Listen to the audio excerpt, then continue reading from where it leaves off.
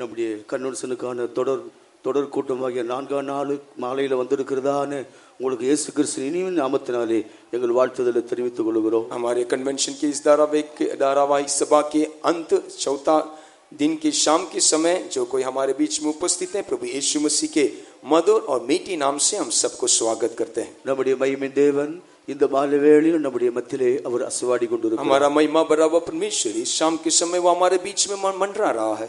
அவர் நல்வார்த்தைகளால் நம்மோடு பேசும்படியாய் ஸ்தோத்திரம் பண்ணுவோம். उसके अच्छे वचनों से प्रभु हमसे बातें करना, इसलिए मिलकर धन्यवाद करेंगे.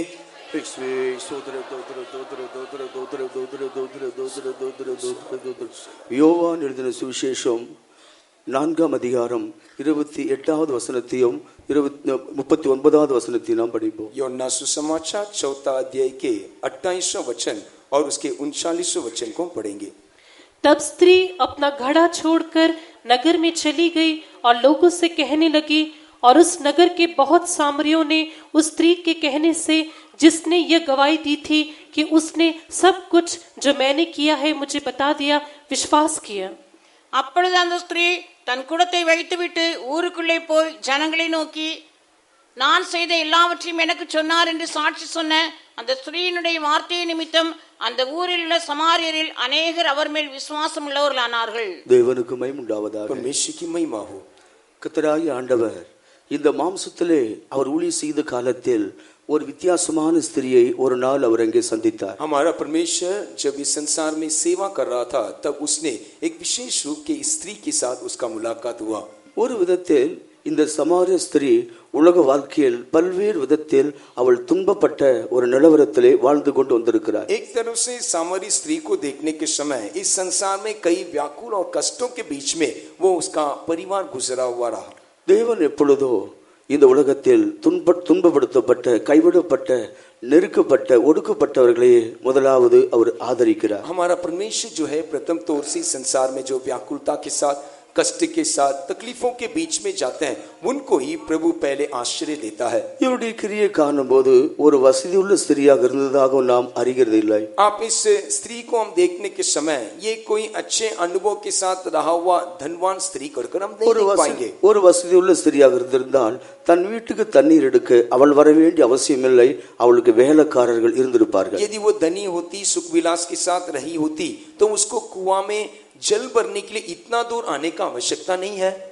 அவள் வாழ்க்கையிலே பல்வேறு விதங்களிலே கஷ்டத்தோடு தான் வாழ்ந்து கொண்டு நெருக்கப்பட்டு வருகிறார். उसके परिवार में कई अनुभव में कष्टों के साथ, तकलीफों के साथ वो गुजर के आ रही थी.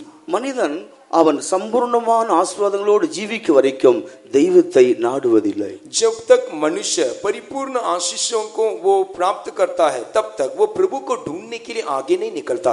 ஏனென்றால் அவர்கள் ஆஸ்தியை, ஐஸ்வர்யத்தை பராமரிப்பதற்கு அவர்களுக்கு நேரம் போதுமான அளவில் இல்லாமல் போய்விடுகிறது. क्योंकि उनका धन और संपत्ति को देखरेख करने के लिए ही उनका समय उनके लिए कमी होकर पाया जाएगा. தங்களிடத்தில் இருக்கிறவைகளை பாதுகாக்கவே அவளுக்கு நேரம் இல்லாமல் தவிக்கிறார்கள். जो संपत्ति उनके पास है, उनको रक्षा करने के लिए, उनको संभालने के लिए उनको समय नहीं, उसके लिए वो तरस रहे हैं. இவள் ஒரு கஷ்டமுள்ள ஒரு சூழ்நிலை இருந்த ஸ்திரீயாக இருந்தாலும் இவளுக்குள் ஒரு நல்ல அறிவு இருந்தது. தொழுகை என்கிற ஒரு அறிவை அவள் மனதிலே வைத்திருந்தார். ये कष्ट में रहने वाले गुजरा हुआ एक स्त्री रहने के बावजूद भी इसके मन के भीतर प्रभु को दंडवत करना या आराधना करने वाले गुण उसके भीतर पाया गया.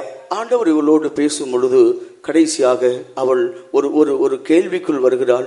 அவள் தொழுகையிலே அவள் வந்திருக்கிறாள். जब प्रभु यीशु मसीह से वार्तालाप किया, तब उसने एक निष्कर्ष में पहुंची. वो प्रभु को देखकर आराधना करके कहने वाले एक अनुभव में वे आ पहुंची. நம்முடைய கஷ்டங்களும் துன்பங்களும் பல நெருக்கங்களுமே தெய்வத்தை தேட, அவரை தொழுது கொள்ள அது நமக்கு ஒரு உதவியாகவே மாறுகிறது. हमारे जीवन में आने वाले कष्ट, तकलीफ, उपद्रव, ये सारे बातें जो है हम परमेश्वर को ढूंढने के लिए, उसको आराधना करने के लिए एक जरिया होकर वो बदल जाता है. சகலமும் பூர்ணமாக இருக்கும்போது தெய்வத்தை நினைக்க மனிதனுக்கு சமயம் இல்லை. जब सब कुछ समृद्धि के साथ हमारे जीवन रहने के समय मनुष्य परमेश्वर को नहीं ढूंढता.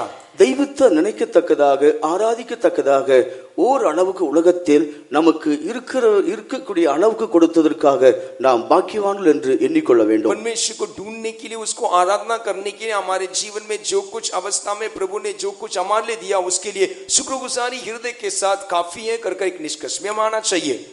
இவள் ஆராதனை பற்றி ஒரு அறிவுள்ளவள் ஆகையால் அவள் கேட்கிறாள், ஆண்டவரே, எங்கள் பிதாக்கள் இந்த மலையிலே தொழுது கொள்கிறார்கள், நீங்களோ यरूशलेम தொழுது கொள்ள வேண்டும் என்று சொல்லுகிறீர்கள். ये स्त्री जो है आराधना के बारे में एक अच्छा समझ उसके भीतर रहने के कारण वो यीशु मसीह के पास ऐसे पूछ रही है, मेरे पिता जो है इस पहाड़ में आराधना करते हैं, लेकिन आप तो यरूशलेम के बारे में कहते हैं. இந்த தொழுகைங்கிற விஷயத்தில் தான் இவர்கள் சம்பந்தம் கலவாதலாக இருந்து வருகிறார்கள். ये आराधना के विषय में ही इनका जो तालमेल जो है वो मिलता नहीं है.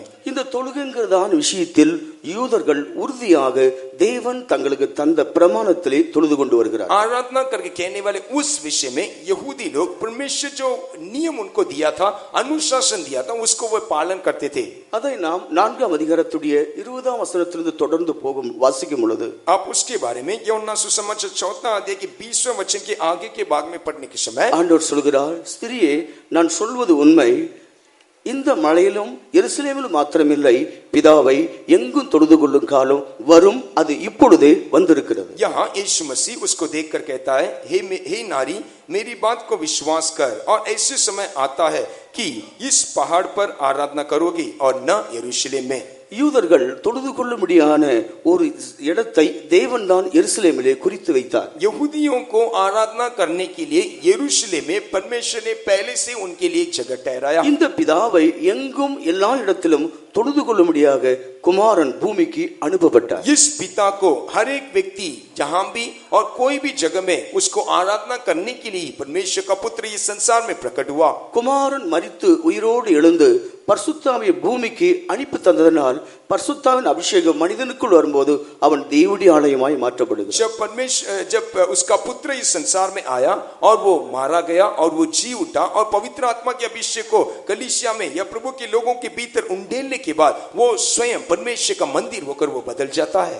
யூதர்கள் எழுத்தின்படி கட்டப்பட்ட ஆலயத்திலே தொழுது கொண்டு வந்தார்கள். यहूदियों को देखने के समय अक्षरी तौर से उस मंदिर में वे आराधना कर रहे थे. பரிசுத்தாவியானவர் மனிதனுக்குள் வருகிறபடினால் பரிசுத்தாவின் அபிஷேகம் பெற்ற ஒவ்வொருவரும் தேவனுடைய ஆலயமாக எண்ணப்படுகிறார். पवित्र आत्मा के अभिषेक एक मनुष्य के भीतर जब प्रवेश करता है वो परमेश्वर का मंदिर होकर वो बदल जाता है. கைகளினால் கட்டப்பட்ட ஆலயங்களிலே தேவன் வாசம் பண்ணுகிறதில்லை. हाथों के द्वारा बनाया गया वो उस मंदिरों में प्रभु वास नहीं करता. நம்மை நம்முடைய ஆத்துமாவை தேவன் பரிசுத்த ஸ்தலமாக அவர் ஏற்றுக்கொண்டார். हमें और हमारे प्राण को प्रभु पवित्र स्थान होकर उसने ग्रहण किया. பிதாவானவர் ஆவியாக இருக்கிறார். हमारा पिता आत्मा है.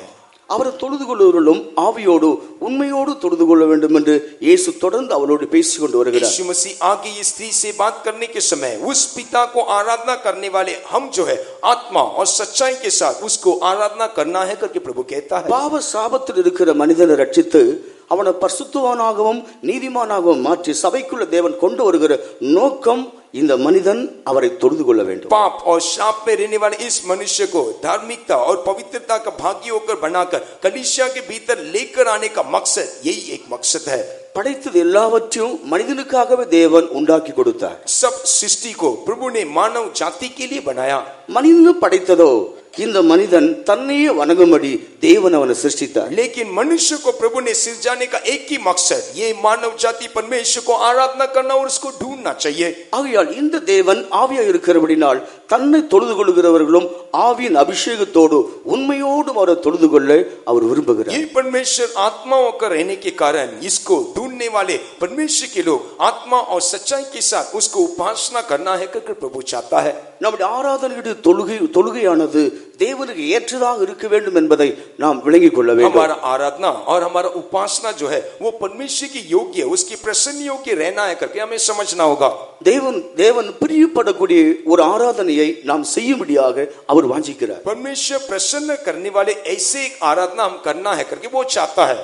அதைத்தான் பவுல் எபிரேயருக்கு சொல்லும் பொழுது उसके बारे में संत पौलुस इब्रानी के लिए लिखने के समय தேவன் பிரியப்படுகிற ஆராதனை நாம் செய்யும்படி प्रभु के प्रसन्न योग्य आराधना हम करने के लिए நாம் பயபக்தியோடு கூட அவருக்கு ஆராதனை செய்ய வேண்டும். हम डरते हुए कांपते हुए उसका आराधना करना चाहिए. ஒன்று பயத்தோடும் இரண்டாவது பக்தியோடும் அவரை ஆராதிக்க வேண்டும். हम डर के साथ और भक्ति के साथ उसका आराधना हमें करना होगा. நம்முடைய தேவன் அவர் சகல சிருஷ்டிக்கும் அவர் அதிகாரம் உள்ளவர். சகல சிருஷ்டியின் மேலும் அதிகாரம் பெற்றவர். மனிதன் அவருக்கு பயப்பட வேண்டும். हमारा परमेश्वर जो है पूरे सृष्टि के ऊपर वो अधिकार रखने वाला प्रभु है. मानव जाति उसको देखकर डरना चाहिए. பயத்தோடும் நடுக்கத்தோடும் இந்த தெய்வத்தை மனிதன் தொழுது கொள்ள வேண்டும். डर के साथ कांपते हुए इस परमेश्वर को मनुष्य आराधना करना है.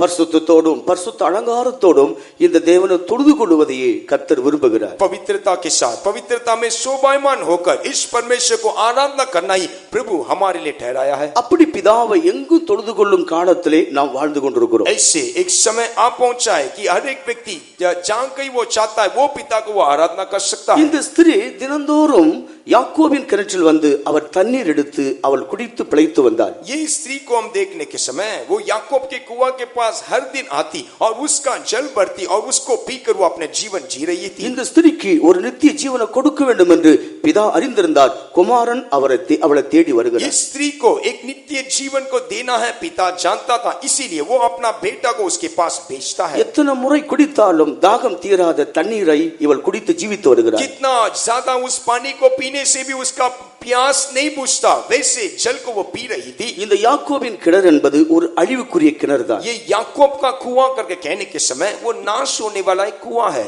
இது பூமியில் மனிதனுடைய தாகத்தை தீர்க்கும்படி உண்டாக்கப்பட்ட ஒரு கிணறு. ये पृथ्वी में मनुष्य के प्यास को बुझाने के लिए ठहराया हुआ एक कुआं है. ஆனா இயேசுடைய விழா பிளக்கப்பட்ட பொழுது அது ஊற்றாக மாற்றப்பட்டு இந்த தண்ணீரோ நித்திய ஜீவகாலம் எல்லாம் மனிதனுக்குள் ஊறுகிற நீரூற்றாக அவனுக்குள்ளே கொண்டு வரப்படுகிறது. जब यीशु मसीह का पसली भेदा गया था वहां से निकला हुआ वो लहू और जल जो है उसके भीतर एक सोता होकर निकला जो उसके भीतर उस अनंत जीवन को देता है. நித்தியமாக அவனுக்குள் ஊறுகிற நீரூற்றாக பேலன்ஸ் செய்கிறது. नित्यता से नित्यता तक उसके भीतर वो सोता जो है उमड़ता ही रहेगा. அவர் என்றென்றைக்கும் நித்திய ஜீவனை மனிதனுக்காக கொடுக்கும்படி விழாவை பிளக்க ஒப்பு கொடுத்தார். हर समय के लिए मानव जाति के लिए उस अनंत जीवन को देने के लिए उसने अपने पसली को भेदने के लिए वो सौंप दिया. ஆகையால் ஒவ்வொரு மனிதர்களும் ரட்சிப்பின் ஊற்றிலிருந்து மகிழ்ச்சியோடு தண்ணீரை அவர்கள் முண்டு அவள் பருக வேண்டும், குடிக்க வேண்டும். इसलिए हर एक लोग उस उद्धार के कुआं से आनंद के साथ खुशी के साथ उस जल को हमें पीना होगा. யாக்கோபின் கிணற்றுள்ள தண்ணீரை குடிப்பவர்களுக்கு ஓரளவுக்கு அந்த நேரத்தில் தாகம் தீரும். ஆனால் இந்த ஜீவ ஊற்றில் இருக்கிற தண்ணீரை குடிக்கிறவர்களுக்கோ தாகம் அது தீர்ந்து संतोषத்தை மகிழ்ச்சி உண்டு பண்ணும். याकूब के कुआं के पानी को पीने वाले थोड़े समय के लिए उनका प्यास बुझता होगा, लेकिन इस जीवन के जल के सोता के नदी से जो पिएगा वो अनंत काल तक वो कदापि प्यासा नहीं होगा. இந்த ஸ்திரியோ ஆண்டவரோடு பேசின பின்பு தன் குடத்தை அங்கே வைத்து விட்டாள். ये स्त्री यीशु मसीह के साथ बातें करने के बाद वो अपने घड़ा को वहां ही रख छोड़कर चली गई. அவள் கொண்டு வந்த குடத்தை கிணற்றின் அருகே வைத்துவிட்டு அவள் ஊருக்குள்ளே போய் பலருக்கும் தன்னுடைய சாட்சியை அறிவிக்கிறார். वो जिस घड़ा को लेकर जल भरने के लिए कुआं के पास आई उस घड़ा को कुआं के पास रखकर वापस वो नगर के भीतर चली गई और अपने गवाह को बताने लगी. இவருடைய சாட்சி கேட்ட அந்த ஜனங்களுக்குள் ஆண்டவர் மேல் ஒரு விசுவாசம் உண்டாகிறது. उसके गवाह को सुनने वाले नगर के निवासी के भीतर प्रभु यीशु मसीह के प्रति एक विश्वास उत्पन्न हुआ. இவள் சாட்சி கேட்டு ஆண்டவர் விசுவாசித்த பலரும் திரண்டு இயேசு இருக்கிற இடத்துக்கு கூடி வருகிறார்கள். इस गवाह को सुनकर विश्वास किए वे लोग बड़े झुंड जो है प्रभु यीशु मसीह जहां थे उसके पास वे निकल आए. இந்த ஸ்திரியுடைய பாவ தாகம் தீர்க்கப்பட்டது. ஜீவ ஊற்று அவளுக்குள்ளே திறக்கப்பட்டது. பின்பு இவளுக்குள்ளே ஒரு ஊற்று திறக்கப்பட்டு இவள் தாகம் கொள்ளுகிறாள். சாட்சியின் மேல் தாகம் கொள்ளுகிறாள். ये इसके भीतर रहने वाला पाप का उस प्यास बुझाया जाकर वो जो है जीवन का उस जल का सोते के लिए प्यासा होकर गवाह होकर वो हरेकों के पास जाकर उस अपने गवाह को बोल रही है. இதுவரையிலும் தனக்காக கவலைப்பட்டவள் இப்பொழுது அவள் சத்தியத்துக்காக கவலைப்படுகிற இடத்துக்கு கொண்டு வரப்பட்டாள். अब तक वो अपने लिए चिंता कर रही थी, लेकिन आगे वो ऐसी जगह में लाई गई जहां वो सच्चाई के लिए वो चिंता कर रही है. ரட்சிப்படைந்த தேவனுடைய பிள்ளைகளுக்குள் இருக்க வேண்டிய 7 விதமான தாகத்தை குறித்து நேற்று தினத்தில் நாம் படித்தோம். அதில் 5 விஷயத்தை நாம் கவனித்திருக்கிறோம். उद्धार प्राप्त किए हुए प्रभु के लोगों के भीतर रहने वाले 7 प्यास के बारे में कल हमने ध्यान किया था, उसमें 5 बातों को कल हमने साझा किया। நாம் பெற்ற ரட்சிப்பை மற்றவர்களுக்கு அறிவிக்கக்கூடிய ஆத்தும தாகம் நமக்கு தேவை. हमने जो उद्धार प्राप्त किया है, उस उद्धार को दूसरों के साथ बांटने वाला एक प्राण का उस प्यास हमारे लिए आवश्यक है। மனம் திரும்பி ஞானஸ்நானம் பெற்றவர்கள் பரிசுத்தாவின் அபிஷேகத்தை பெறக்கூடிய ஒரு தாகத்தை தங்களில் அவர்கள் கொண்டு வர வேண்டும். जो कोई मन फिराकर पानी के बपतिस्मा ले लिए, उनके भीतर पवित्र आत्मा के अभिषेक को पाने वाला एक प्यास उनके भीतर आना होगा।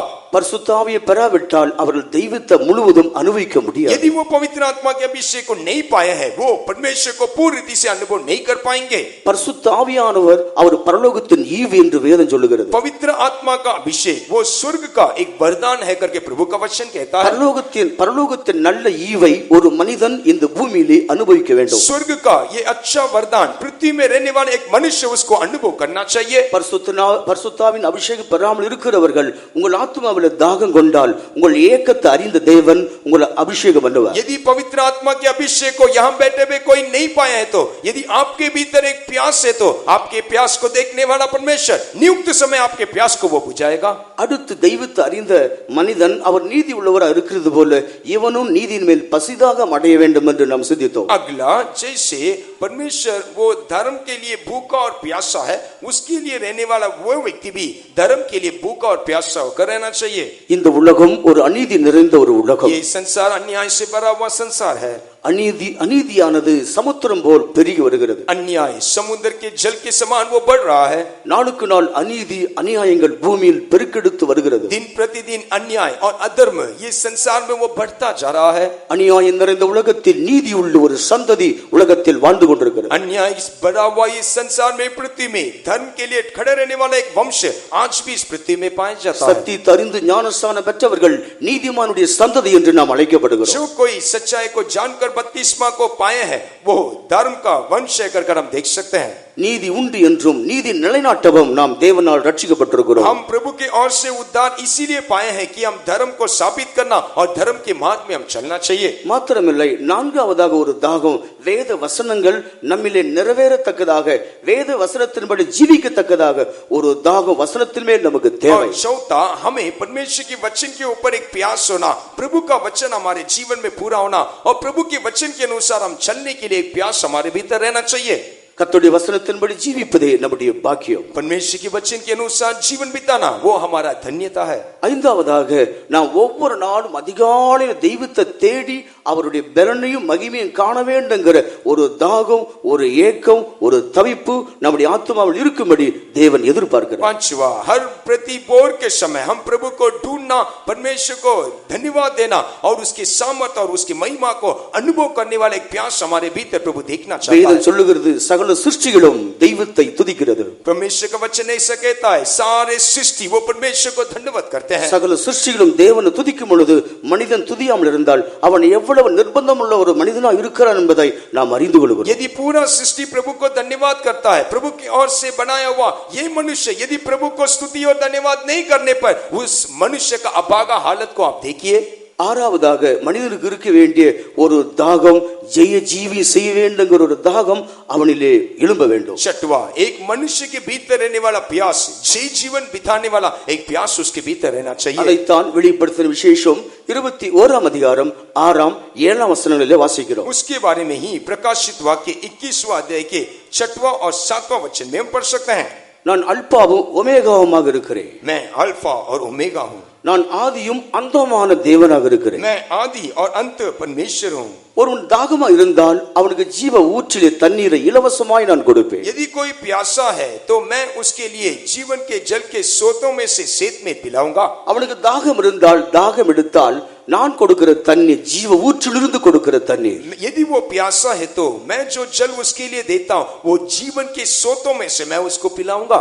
அதனுடைய தாகம் என்ன என்பதை 7வது வசனத்தை நாம் தெளிவாக அறிந்து கொள்கிறோம். ये प्यास क्या है कर आप 7वां वचन में स्पष्ट रीति से आप समझ सकते हैं। நான் ஜெயங்கொண்டது போல ஜெயங்கொள்ளுகிற எவனும் அவன் எல்லாவற்றையும் சுதந்திரித்துக் கொள்வான். जैसे मैं जय पाया, जय प्राप्त किया वो व्यक्ति सब कुछ वो अपने हाथ में कर लेगा. அந்த ஜெய் ஜீவியம் செய்ய வேண்டுங்கிற ஒரு தாகம் ஒரு மனிதனுக்கு இருந்தால் இயேசு தன்னிலிருந்து ஜீவனை கொடுத்து ஜெய் ஜீவி செய்ய வைப்பார். ऐसे जय जीवन बिताना है करके एक व्यक्ति के भीतर एक प्यास है तो प्रभु अपने भीतर से वो जीवन उसको देगा और वो जय जीवन बिताने के लिए प्रभु उसको सहायता करेगा. தேவனுடைய வல்லமை பெற்ற தேவ ஜனங்களுக்கு ஜெய் ஜீவி சாத்தியமாகும். परमेश्वर का सामर्थ को प्राप्त किए हुए प्रभु के लोगों के भीतर ये जय जीवन मुमकिन है. ஜெய் ஜீவி செய்ய வேண்டுமானால் தேவனுடைய வல்லமையும் அதிகாரத்தை பெற்ற தேவனுடைய பிள்ளைகளுக்கு அது ஏற்றதாக அமையும். जय जीवन बिताने वाले उस व्यक्ति के भीतर ही परमेश्वर के सामर्थ को प्राप्त किया हुआ उस व्यक्ति के भीतर ही जय जीवन मुमकिन है. கர்த்தராகிய இயேசு கிறிஸ்து அவர் சபைக்கு ஒரு மணவாளனாக இருக்கிறார். हमारा प्रभु यीशु मसीह कलीसिया के लिए वो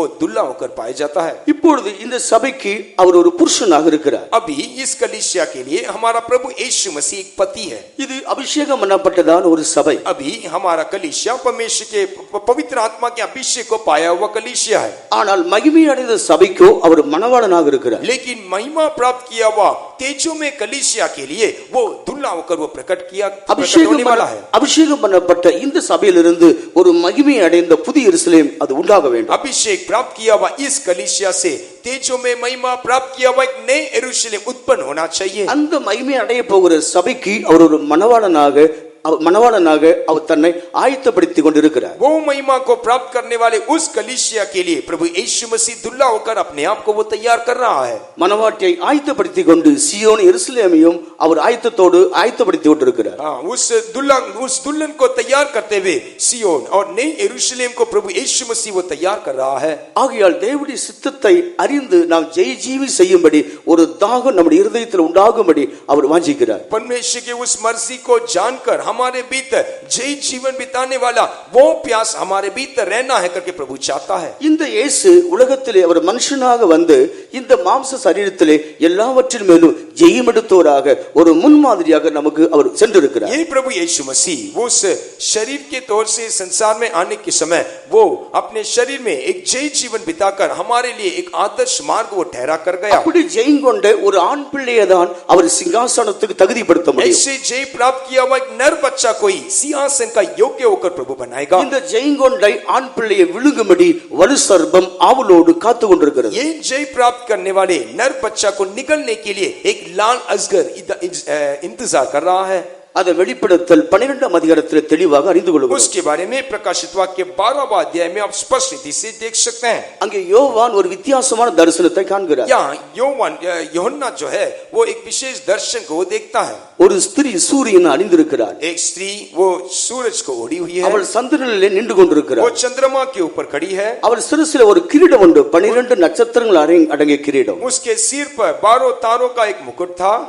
அந்த ஸ்திரியோ பிள்ளை பெறும்படி அவள் வருத்தப்பட்டு அலறி கொண்டிருக்கிறாள். वो गर्भवती थी और चिल्लाते हुई प्रसव की पीड़ा में थी. அதே சந்தர்ப்பத்தில் அவளுக்கு முன்பாக ஒரு வலு சர்ப்பம் நின்று கொண்டிருக்கிறது. उस समय में उसके सामने एक बड़ा लाल अजगर वो आया.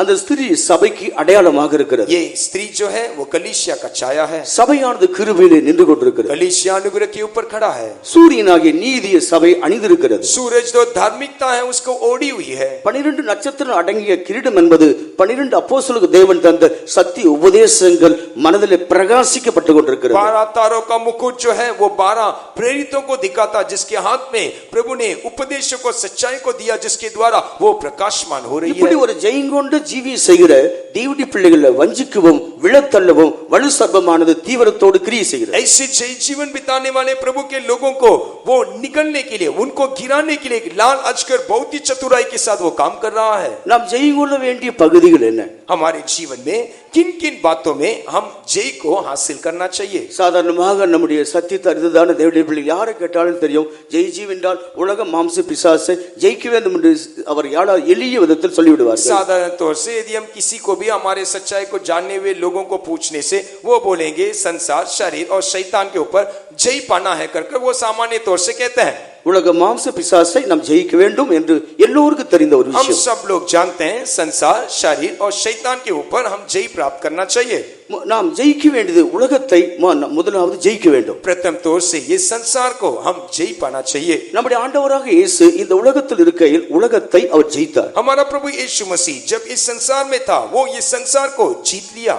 யோவான் 16ஆம் அதிகாரம் கடைசி வசனத்தில் வாசிக்கும்போது யோனா सुसमाचार 16वां अध्याय के आखिरी वचन को पढ़ने से உலகத்தில் உங்களுக்கு உபத்திரம் உண்டு, திடன் கொள்ளுங்கள், நான் உலகத்தை ஜெயித்தேன். संसार में तुम्हारे लिए क्लेश है पर लेकिन ढाढ़स बांधो, मैंने ये संसार को जीत लिया. உலகத்தில் இருக்கிற உபத்திரவத்தை தேவனுடைய பிள்ளைகள் ஜெயிக்க வேண்டும். ये संसार में रहने वाले ये क्लेशों के ऊपर प्रभु के लोग जय पाना चाहिए. உலகத்தை ஜெயிக்கிற விஷயத்தை நாம் 3 பிரிவாக பிரிக்கிறோம். ये संसार के ऊपर जय प्राप्त करने वाले वो बातों को हम 3 बातों में उसको बांट सकते हैं. உலகத்தை ஜெயிக்க வேண்டுமானால் உலகத்தில் உள்ளவைகள் 3 விஷயங்கள் உண்டு. அதை நான் சுருக்கமாக சொல்லுகிறேன். 3 விஷயங்கள் உண்டு, நான் அதை ஜெயிக்க வேண்டும். मैं संक्षिप्त रीति से आपको कहता हूं ये संसार के भीतर रहने वाले 3 बातें हैं जिसके ऊपर हम जय प्राप्त करना चाहिए. ஒன்று, உலகத்தில் உள்ள உபத்திரவங்கள், பரீட்சைகள், சோதனைகளிலே நாம் ஜெய எடுக்க வேண்டும். प्रथम तौर से इस संसार में रहने वाले क्लेशों और तकलीफों के ऊपर हमें जय प्राप्त करना होगा. இந்த உபத்திரவங்கள், பரீட்சைகள், பாடுகள் எல்லாம் இந்த பூமியில் தான் உண்டு, நித்தியத்தில் இல்லை. कष्ट, तकलीफ, परेशानी ये सारे बातें जो है ये पृथ्वी में ही है, वो स्वर्ग में नहीं. நாம் தேவன் அறிந்தபடியினால் உலகம் நம்மை பகைக்கிறது. हम प्रभु यीशु मसीह को जानने के कारण ये संसार हमें नफरत करता है. நமக்கு கிறிஸ்து நிமித்தம் வருகிற எல்லா உபத்திரவங்களிலும் தோல்வி இல்லை, ஜெயம் அடைய வேண்டும், ஜெயிக்க வேண்டும், முன்னேறி போக வேண்டும். यीशु मसीह के खातिर हमारे विरोध सामना करने वाले हर एक कष्टों के ऊपर, परेशानियों के ऊपर, क्लेशों के ऊपर हम जय प्राप्त करना चाहिए. जय के साथ हमें आगे बढ़ना होगा. அதைத்தான் அப்போஸ்தலன் பயிற்சிக்கிறார். इसी बातों को ही प्रेरित जो है वो अभ्यास करवाता है. ரோமர் 8ஆம் அதிகாரம் 36ஆம் 37ஆம் வசனங்களை வாசிக்கும் பொழுது रोमियो की पत्रिका उसके 8वां अध्याय के 36 और 37 वचन को पढ़ने से கிறிஸ்துவின் அன்பை விட்டு பிரிப்பவன் யார்? मसीह के प्रेम से मुझे कौन अलग कर सकता है. அந்த இடத்துல 7 விஷயங்களை அங்கே அவர் குறிப்பிடுகிறார். उस जगह में 7 बातों को उल्लेख करता है. எனக்கு நேரம் இல்லாதபடினால் நான் சுருக்கமாக போகிறேன். சொல்ல வேண்டிய விஷயம் நிறைய உண்டு, சுருக்கமாக நான் போகிறேன். நீங்கள் வசனத்தில் படித்துக் கொள்ளுங்கள். मुझे बोलने के लिए बहुत बातें हैं लेकिन हमारे सामने समय कम है, इसलिए आप जाकर उन वचनों को आप वापस पढ़ते रहना. அங்கே 7 சத்துருக்கள் உண்டு. वहां 7 शत्रुओं को देख सकते हैं. எப்படி கானான் தேசத்தில் 7 ஜாதிகள் இருந்ததோ किस रीति से कनान देश में 7 जातियों को देख सकते हैं. அதே போல நமக்கு உபத்திரவத்தை சரீரத்தை உண்டு பண்ணக்கூடிய 7 சத்துருக்கள் அங்கே இருக்கிறது. वैसे हमारे भीतर क्लेश को उत्पन्न करने वाले 7 शत्रुओं को वहां हम देख सकते हैं. இப்படிப்பட்ட சத்துருக்கள் வியாகுலங்கள், துன்பங்கள், துக்கங்கள், பஞ்சம், பட்டயம், நிர்வாணம், நாசமோசம் இவைகள் எல்லாம் நமக்கு ஒரு சத்துருக்களாக நம்ம தோல்வியடைய செய்கிற வல்லமைகளாக இருக்கிறது. क्लेश, संकट, उपद्रव, अकाल, नंगाई, जोखिम, तलवार, ये सारे बातें जो है हमें कष्ट में लाकर हमें तकलीफ देने के लिए एक शत्रु होकर हमारा सामना करता है. நிச்சயமாகவே நாம் இவைகளை மேற்கொள்ளக்கூடிய கிருபையை பெற்றுக்கொள்ள வேண்டும். निश्चय इसको प्रबल करने वाले अनुग्रह को हम प्राप्त करना होगा. நமக்கு வியாகுலங்கள், துக்கங்கள் வரும்போது அதை ஜெயிக்க தான் வேண்டும். जब कभी क्लेश आता है, दर्द आता है, दुख आता है, हम उसको जय पाना चाहिए. பசியும் பட்டினியும் நாம் ஜெயிக்க தான் வேண்டும். नंगाई और जोखिम और अकाल के ऊपर हमें जय प्राप्त करना है. சில வேளையில் வெறுமையாக்கப்பட்ட ஒரு சூழ்நிலை கர்த்தர் நம்ம நடத்துவார், அதுல சந்தோஷமாய் போய் ஜெய எடுக்க வேண்டும். कई समय प्रभु हमें एक छूछा अवस्था में, खाली अवस्था में चलाएगा, उस समय भी आनंद और खुशी के साथ हम आगे இந்த बढ़ना है. உலகத்தில் எல்லாம் இருக்கும்போது சந்தோஷப்படுவது ஒரு மனுஷ வாழ்க்கை. इस संसार में यदि सब हमारे लिए उपलब्ध है तो हर एक मनुष्य जो है वो आनंद के साथ जीवन बिताता है, वो उसका एक जीवन है. உலக ஜனங்கள் எல்லாம் இருக்கும்போது அவள் தங்களிலே சந்தோஷம் அடைகிறார்கள். संसार के लोग यदि उनके पास सारे वस्तु उपलब्ध है तो वो खुशी और आनंद के साथ वो आगे बढ़ते हैं. ஒன்றுமில்லாத பட்சத்தில் சந்தோஷம் அடைவது, நிம்மதியா இருப்பதுதான் தேவனுடைய பிள்ளைகளுக்கு அடையாளம். लेकिन हमारे जीवन में यदि कुछ भी नहीं, उस समय हम खुशी के साथ, आनंद के साथ रहना ही वो परमेश्वर के बच्चों का एक चिन्ह है. இவைகள் எல்லாவற்றிலும் நம்மில் அன்பு கூறுகிற தேவனாலே நாம் ஜெயம் எடுக்கிறவர்களாக இருக்கிறோம். इन सारे बातों के ऊपर हमारे ऊपर प्रेम करने वाले मसीह के द्वारा हम सबसे जीवंतों से बढ़कर இவைகள் हैं. எல்லாம் நமக்கு நேரிட்டாலும், ये सारे बातें हमारे जीवन घटने पर भी, இவைகள் எல்லாம் நமக்கு போராட்டமாக ये இருந்தாலும், सारे बातें हमारे लिए परीक्षाएं होकर रहने से நாம் भी ஜெயம் எடுக்கும்படி நமக்கு உதவி செய்யக்கூடிய நம்மில் அன்பு கூறுகிற ஒரு தேவன் நம்முடைய பட்சத்தில் இருக்கிறார். ये सारे बातों के ऊपर जय पाने के लिए हमारे ऊपर प्रेम करने वाला हमारा प्रभु हमारे पक्ष में वो खड़ा है. இந்த தேவன் நம்முடைய பக்கத்திலும் நம்முடைய பட்சத்திலும் இராவிட்டால் சத்துருக்கள் நம்மை விழுங்கிவிடுவார்கள். यदि ये परमेश्वर हमारा नसीब या हमारे पक्ष में नहीं है तो हमारा शत्रु हमें निगल देगा. 124 சங்கீதத்திலே சங்கீதக்காரன் சொல்லும் பொழுது 124 भजन में क्या भजन लिखने वाला कहता है, சத்துருக்கள் நமக்கு விரோதமாக எழும்பும் பொழுது, जब शत्रु हमारे विरोध में उठ खड़ा होगा, கர்த்தர் நம்முடைய பட்சத்திலும் பக்கத்திலும் இராவிட்டால் यदि அவர்கள் நம்ம உயிரோடு விழுங்கியிருப்பார்கள். यदि प्रभु हमारे पक्ष में और हमारे पास नहीं रहने पर वो हमें निगल देते. நம்முடைய தேவன் எப்பொழுதும் நம்முடைய பட்சத்தில் உண்டு, நம்முடைய பக்கத்தில் உண்டு. हमारा परमेश्वर हर समय वो हमारे साथ है और हमारे पास है. ஒரு பிள்ளை என்னதான் தவறு செய்தாலும் அந்த தாய் தகப்பன் பாருங்க அந்த தன்னுடைய பிள்ளைகளுக்கு தான் பட்சமாக பேசுவார். एक माँ बाप को देखिएगा, लाख उनके बच्चे गलती करने से भी वो अपने बच्चों का ही पक्ष लेंगे. தங்களுடைய பிள்ளையுடைய பக்கத்துல ஒரு விதமான குற்றம் இருந்தாலும் கூட அதெல்லாம் தங்கள் மேல் ஏற்றுக்கொண்டு இந்த பிள்ளைகளுக்கு பட்சமாக தான் சப்போர்ட் பண்ணுவார். वो बच्चों के ऊपर गलती रहने से भी उस बच्चों को अपने उस गलतियों को अपने ऊपर ले लेंगे और वो अपने बच्चों के पक्ष में ही वो बात करते हैं. சில வேளையில தப்பு இருக்கும் மற்றவர்கள் அடித்து விடுவார்கள். कई बार उनके भीतर गलती हो सकता है और सामने वाला कोई भी उनको मार सकता. ஆனா கொஞ்சம் தாய் தகப்பன்மார் உண்டு, நீ தப்பு செய்தல உன்னை அடித்தார் என்று சொல்லுவார்கள். कुछ माँ बाप है वे लोग ऐसे कहेंगे ठीक है तुमने गलती किया इसलिए सामने वालों ने तुझे पिटाई किया. அதிகபட்சத்தில் தாய் தகப்பன்மார் என் பிள்ளை பக்கத்தில் தவறு இருந்தது என்னிடத்தில் நீ ஏன் சொல்லவில்லை என்று தான் கேட்பார்கள். लेकिन अधिकांश माता पिता ऐसे बोलेंगे हाँ मेरे बच्चों के ऊपर गलती है लेकिन उसको मेरे पास क्यों नहीं बोला.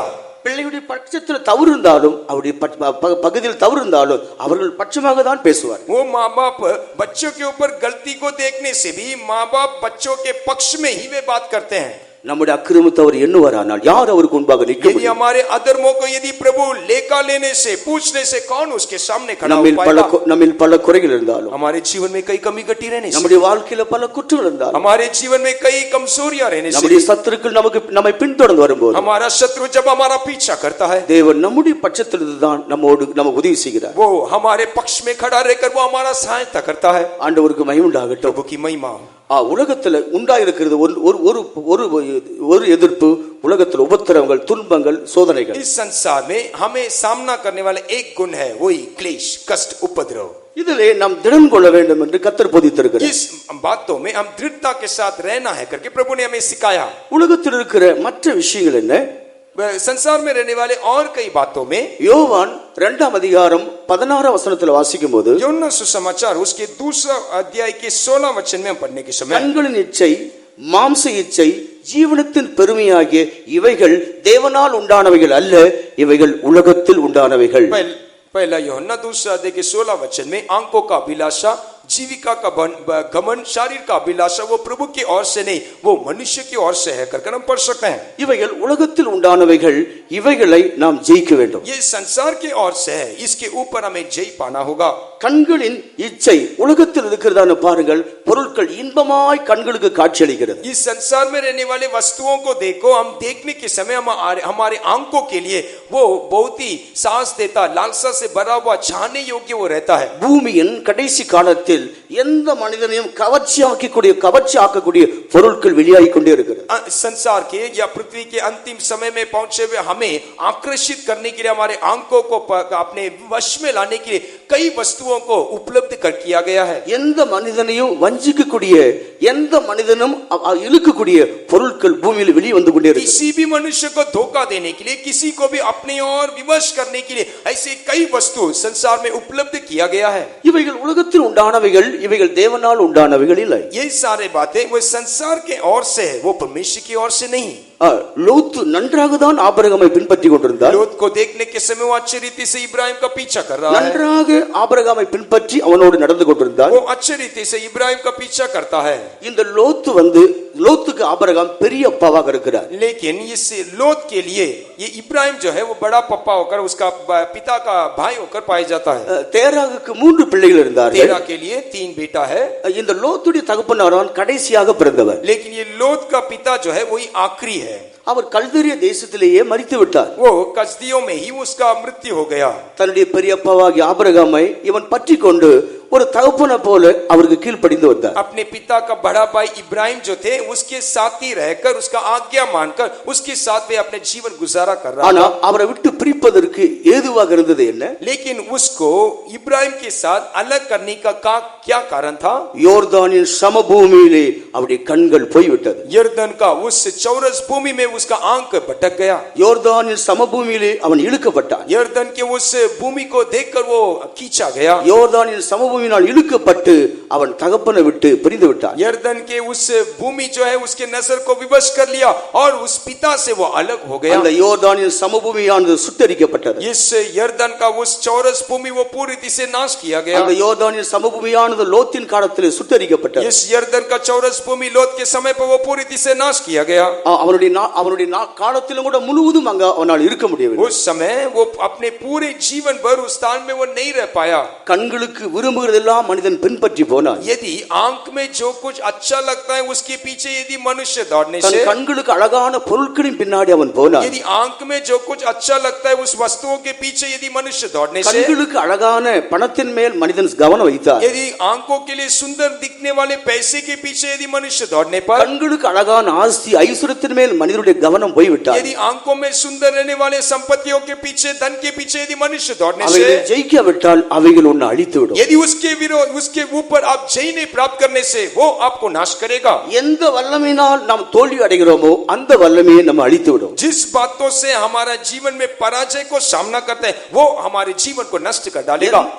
ஒரு பாம்பை வீட்டுக்குள்ள வந்தால் அது ஒரு சிறிய குட்டியாக இருக்கலாம், அதை உடனே நாம் அடித்து போடாவிட்டால் அது ஒரு நாள் பெரிதாக வளரும். வளர்ந்து பின்பு சூழ்நிலை வரும்போது அது நம்மையே தீண்டி விடும். आप ऐसे ले लीजिए, आपके घर में एक छोटा सा भीतर प्रवेश कर दिया, यदि उसके छोटे कद में यदि उसको ढूंढकर हम नहीं मारने पर वो एक समय बड़ा होगा और परिस्थिति को देखकर वो हमें निगल लेगा और ஒரு खा लेगा। சின்ன இச்சைதானே என்று நாம் விட்டுவிட்டால் இது ஒரு நாள் வளரும், நம்முடைய ஆத்துமாவை அழிக்கும். एक छोटा लालसा है क्या होता करके हमारे जीवन में यदि हम उसको रखने पर वो बढ़ता जाएगा और हमारे आत्मिक जीवन को वो नाश कर देगा। ஒரு சின்ன இச்சை நம்ம உருவாகும் போது கண்டுபிடித்து அது உலக இச்சை என்று அழிக்காவிட்டால் இது பெரிதாக வளர்ந்து நம்முடைய ஆத்துமாவை அழித்து விடும். एक छोटा लालसा जब हमारे भीतर उत्पन्न होता है, ये संसारिक लालसा है करके परख कर ढूंढ निकाल कर उसको नाश नहीं करने पर वो बढ़ेगा और हमारे आत्मिक जीवन का नाश का कारण होकर बदल जाएगा। உலகத்தில் இருக்கிற மேன்மையையும் உலகத்தில் இருக்கிறதான பொருட்களுடைய மேன்மையையும் மகிமையையும்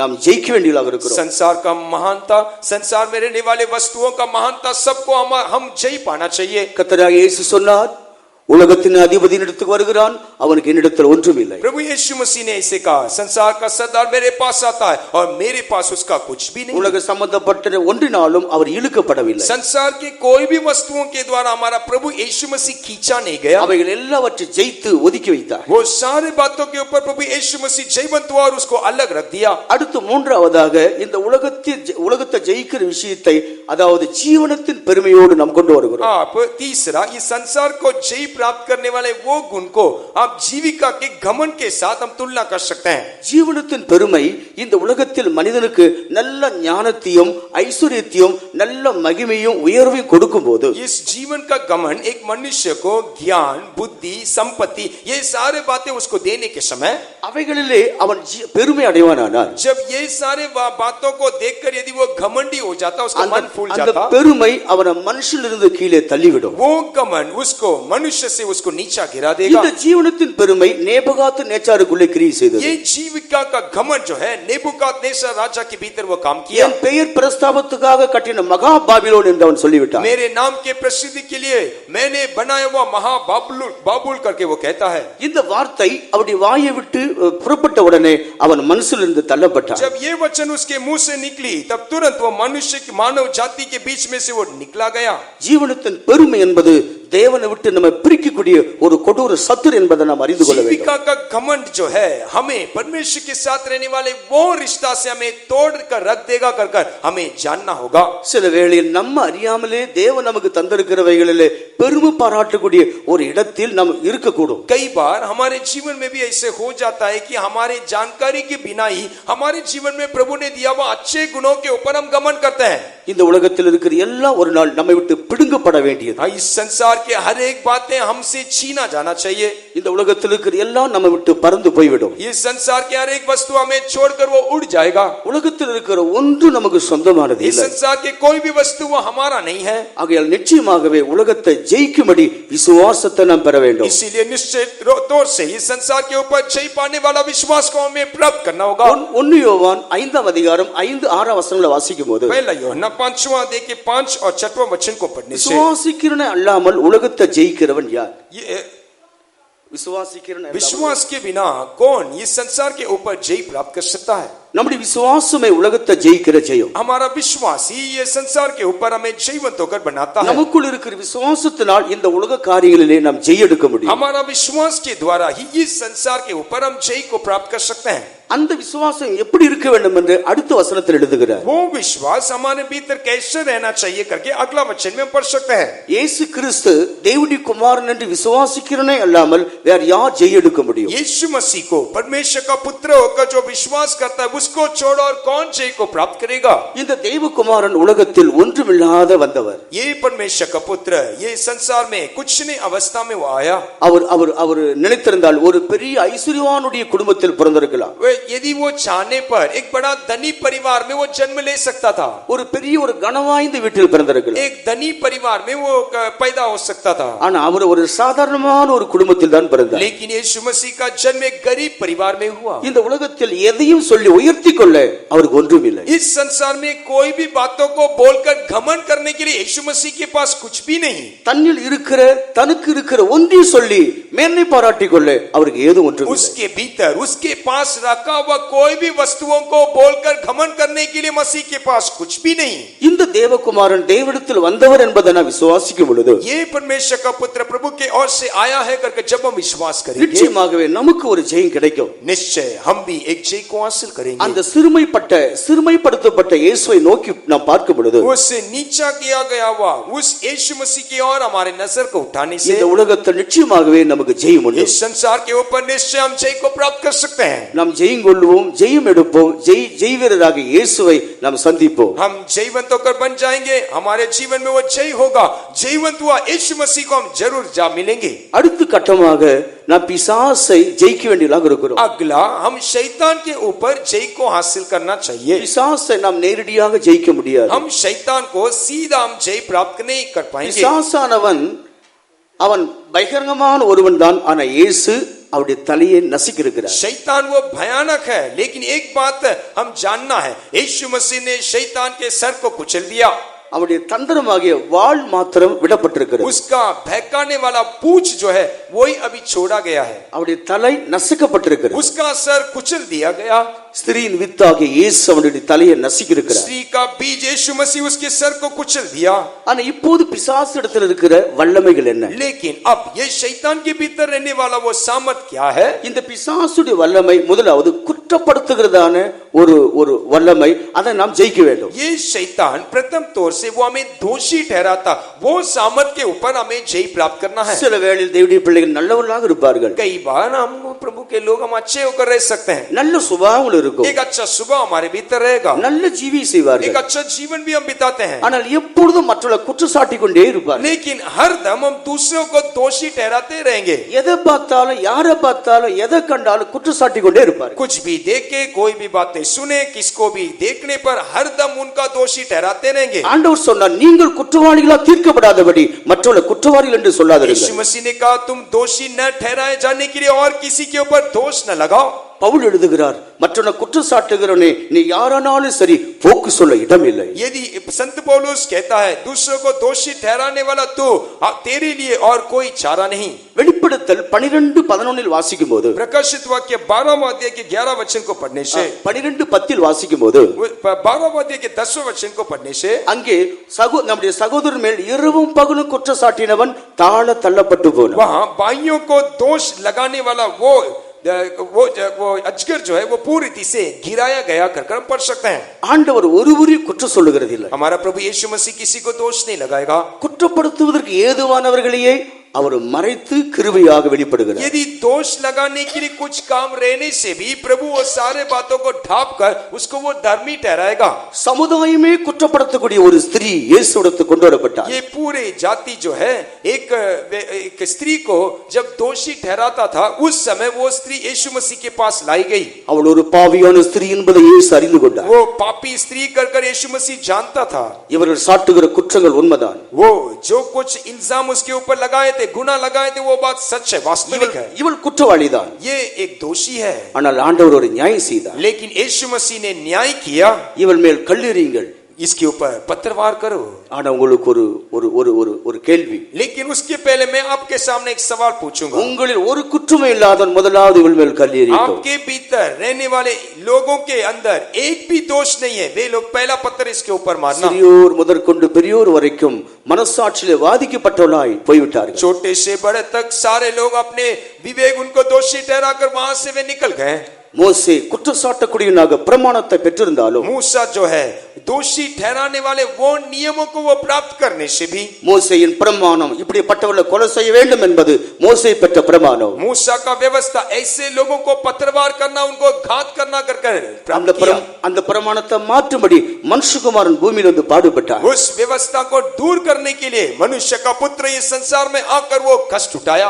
ஆண்டவர் பூர்ண பரிசுத்தம் உள்ளவர். हमारा प्रभु यीशु मसीह वो पूरा पवित्र है. அவர் ஒரு குற்றம் இல்லை. उसके भीतर कोई दोष नहीं. அவர் சொல்லுகிறார், ஸ்திரியே நான் உன்னை குற்றப்படுத்துவதில்லை. उसने उस स्त्री को देखकर कहा मैं तुझे दोषी नहीं நீ ठहराऊंगा. போய் இனி இந்த பாவத்தை செய்யாதே. आगे से तो ऐसे पाप को नहीं करना. இதுவரைக்கும் செய்த பாவங்கள் உனக்கு மன்னிக்கப்படுகிறது. अब तक तूने किया हुआ पापों को मैं क्षमा करता हूँ. இந்த குற்றத்தை இனி செய்யாதபடி நீ ஜாக்கிரதையாக இரு. ये पाप को वापस तो दोहराए बिना तो सावधानी से रहना. ஆண்டவருக்கு மகிமையுண்டாகட்டும். परमेश्वर की महिमा. குற்றவாளிகளையும் குற்றப்படுத்தாத ஒரு சுபாவம் தான் தேவனுடைய தெய்வீக சுபாவம். जो कोई दोषी ठहराए गए उनको भी दोष नहीं लगाने वाला स्वभाव हमारा प्रभु यीशु मसीह का है. இன்றைக்கு பிசாசுடைய வல்லமை நம்ம எப்படி தோற்கடித்துக் கொண்டிருக்கிறது. इन दिनों में शैतान का सामर्थ कैसे हमें हराता है. நம்முடைய சகோதரர் மேல் குற்றத்தை நாம் காணும்படி, குற்றம் அவளை சாட்டும்படி, குற்றம் பேசும்படி இந்த சத்துரு நம்முடைய மனதிலே போராடி इन கொண்டிருக்கிறது. दिनों में ये शैतान हमारे मन के ऊपर ऐसे संघर्ष करता है कि हमारे भाइयों को देखने के समय उसके भीतर रहने वाले दोष को,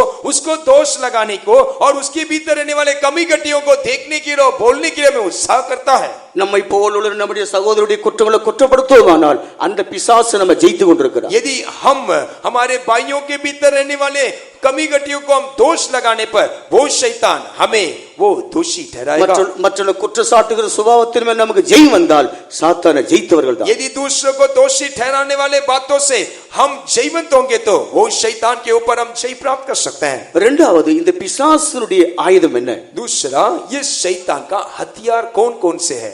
தந்திரமாய் கிரியை செய்வான். वो बहुत ही चालाकी से काम करेगा. பிசாசு தந்திரம் உள்ளவன், தந்திரமாய் கிரியை செய்வான். ये शैतान बहुत ही चालाक है. वो अपने बहुत ही धूर्तता से वो काम करता है. பவுல் சொல்கிறார், பிசாசினால் நாம் மோசம் போகாதபடி அவன் தந்திரங்கள் நமக்கு தெரியாதவைகள் அல்லவே. संत पौलुस ऐसा कहता है, शैतान हमें धोखा ना दे, उसके चालाकियों से हम अनजान होकर ना रहे.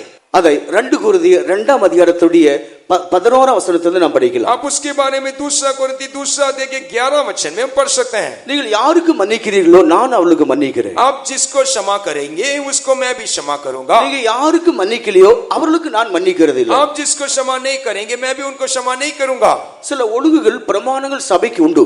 एक नियम और कानून कलीसिया में प्रभु ठहरा कर रखा है. சத்தியத்தை அறிந்தவர்கள் அப்படிப்பட்ட பிரமாணத்தை மீறும்போது சபை மன்னிக்காத இடத்துக்கு அவங்க கொண்டு வரப்படுகிறார்கள். जो सच्चाई को जानने वाले कलीसिया उस नियमों को पालन नहीं करने पर उस नतीजे में वो पहुंचाएंगे. ஆனா சில அப்படிப்பட்ட விஷயங்களை சின்ன சின்ன குற்றங்களை மன்னிக்க வேண்டுதான். हमारे जीवन में ऐसे यदि कोई दोषों को हम देखने के समय ये सारे बातों को हम क्षमा करना चाहिए. நம்ம எதையும் மன்னிக்க முடியாத ஒரு நபரானால் பிசாசு தான் நம்ம ஜெயித்து கொண்டிருக்கிறோம். कोई भी बातों को हम क्षमा करने के समय शैतान को हम जय प्राप्त कर सकते हैं. மற்றவர்களை நாம் மன்னிக்க முடியாமல், மற்றவர்களை மறக்க முடியாமல் இருப்பது பிசாசோடு நம்ம தோல்வி அடைந்துட்டு இருக்கிறோம். यदि हम दूसरों को क्षमा नहीं करते, उनके कमी घटियों को, उनकी गलतियों को भूलते नहीं है तो शैतान हमें हराने वाला होकर वो पाया जाएगा. இந்த உலகத்துல குற்றம் செய்து நாம் மன்னிக்க விட்டால் நம்முடைய பரமபிதாவும் நம்முடைய குற்றங்களை மன்னிக்காமலே வைத்திருப்பார். इस संसार में यदि किसी के गलतियों को, घटियों को हम क्षमा नहीं करने से हमारा स्वर्गीय पिता हमारे गलतियों को भी वो क्षमा नहीं करेगा.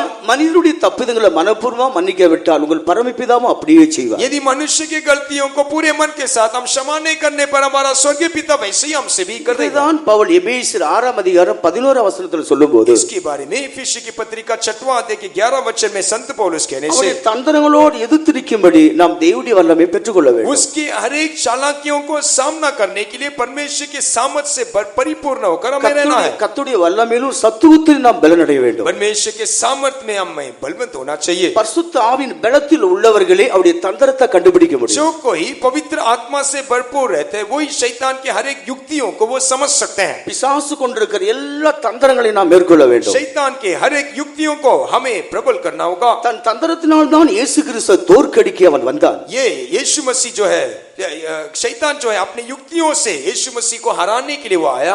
வேத வசனத்தை கொண்டே இயேசு கிறிஸ்துவை தோற்கடிக்கும்படி தந்திரமாய் கிரியை செய்தார். परमेश्वर के वचन से ही यीशु मसीह को हराने के लिए शैतान चालाकी से यीशु मसीह का सामना किया. இயேசு சிலுவையில் அறையப்பட்டபடியால் यीशु मसीह काल्वरी क्रूस पे चढ़ाए जाने के कारण பிசாசத்தில் ஒரு வல்லமையும் கிடையாது. शैतान के पास कोई सामर्थ नहीं है. அதிகாரங்கள் வல்லமைகள் யாவையும் இயேசு உரிந்து கொண்டார். सारे अधिकार सामर्थ को यीशु मसीह ने उसके हाथों से छीन लिया.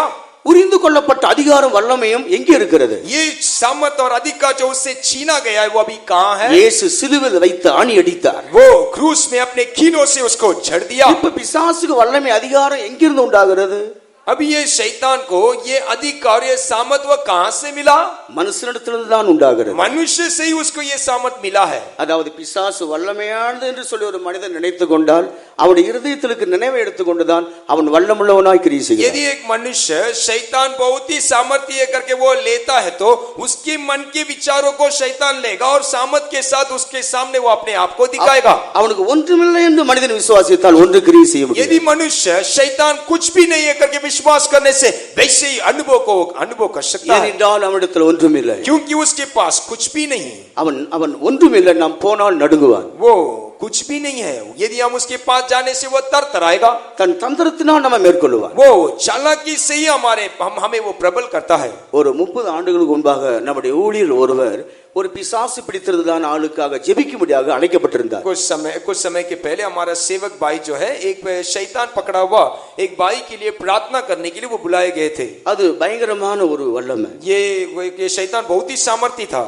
இவர் போன உடனே அந்த பிசாசு சிரிக்க ஆரம்பித்திருக்கு. जैसे ये सेवक भाई वहां पहुंचे वो शैतान उनको देखकर वो हंसने लगा.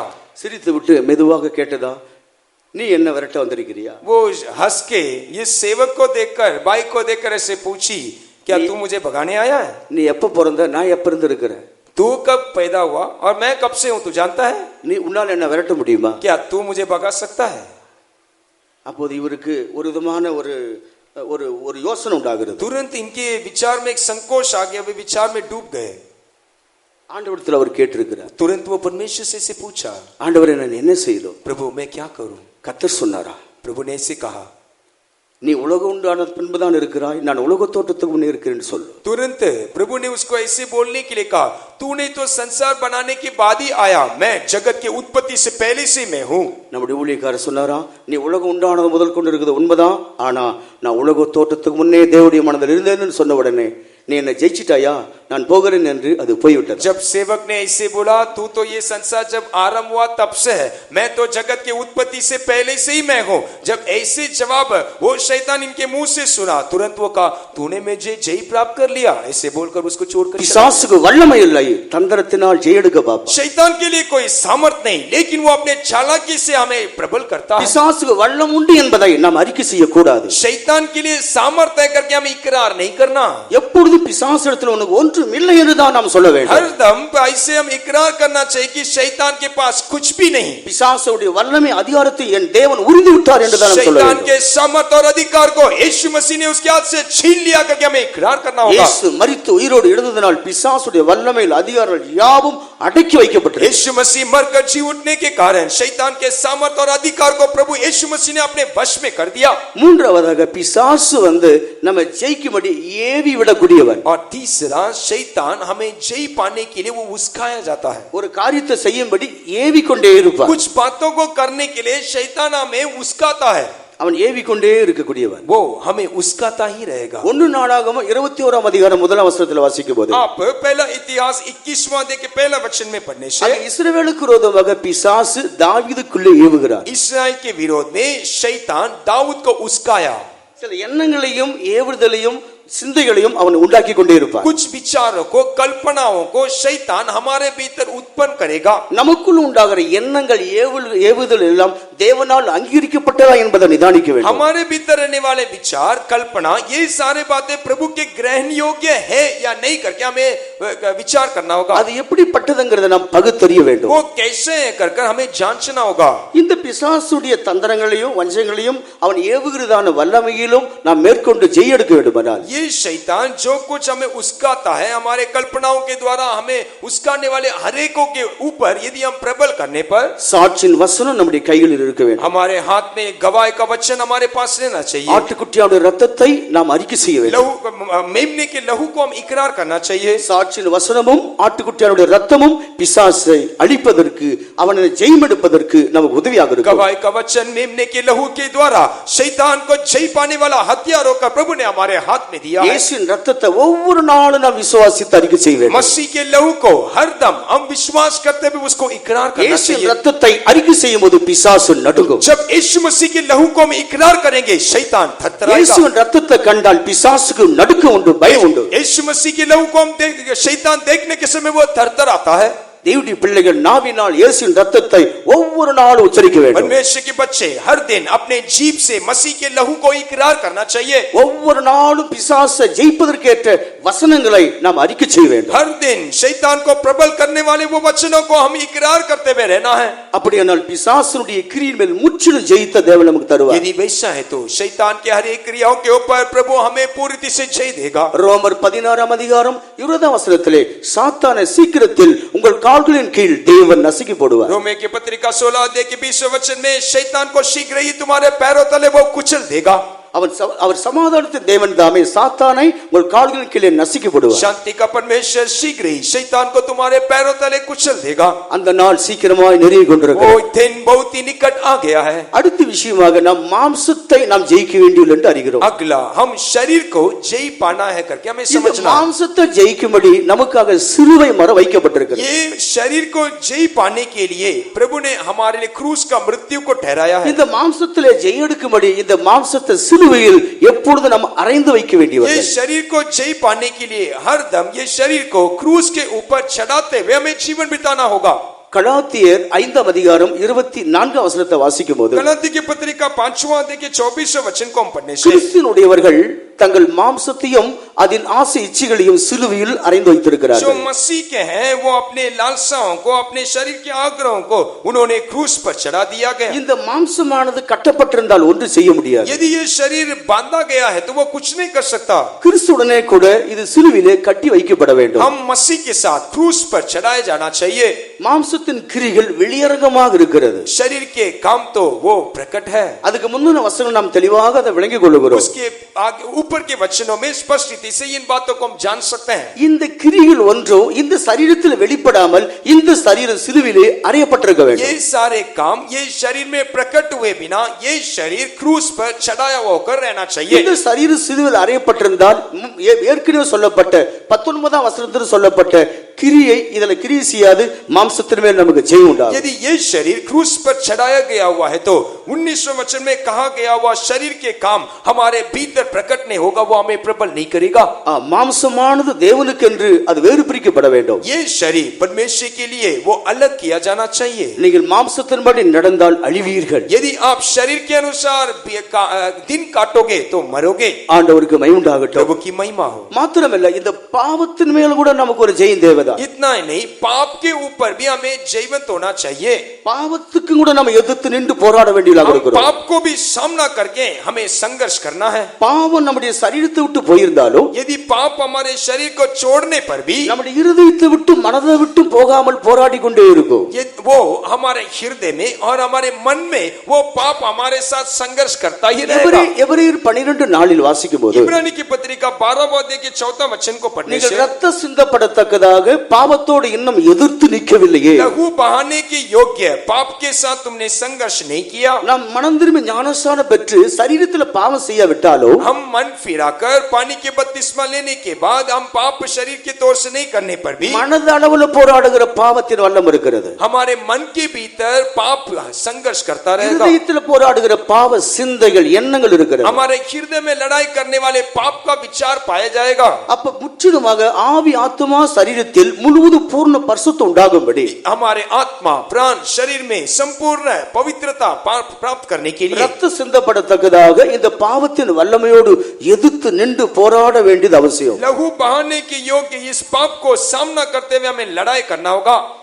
ஆண்டவருக்கு மகிமை உண்டாகட்டும். प्रभु की महिमा हो. இவ்விதமாக நாம் போராடும் போது ऐसे हम संघर्ष करने से இப்படிப்பட்ட ஒரு ஜெய்ஜீவி செய்ய வேண்டும். பாவத்தை எதிர்க்க வேண்டும், மாம்சத்தை எதிர்க்க வேண்டும், உலகத்தை எதிர்க்க வேண்டும், பிசாசை எதிர்க்க வேண்டும்ங்கிற ஒரு வாஞ்சை நமக்குள்ள ஒரு ஊற்று உண்டாகும் போது கர்த்தர் நமக்கு ஜீவ ஊற்றின் தண்ணீராக அவருடைய வல்லமை நமக்கு தருகிறார். ऐसे पाप को, शरीर को, शैतान को सामना करना करके एक प्यास हमारे भीतर रहने के समय प्रभु हमारे भीतर जीवन के जल के सोता हमारे भीतर से उमड़ने के लिए प्रभु हमारे भीतर कार्य करेगा. உயிரோடு எழுந்ததனால நமக்கு ஜெயம் கிடைத்திருக்கிறது. वो जी उठा, इसीलिए हमने वो जय को हासिल किए. जगीद गाये हालेलुया गाये, आत्मा में मगन गाए, जगीद गाए हालेलुया गाए, आत्मा में मगन गाए. सेना का राजा यीशु मगा, प्रभु विजय हमें बनता, हमेशा विजय हमें बनता.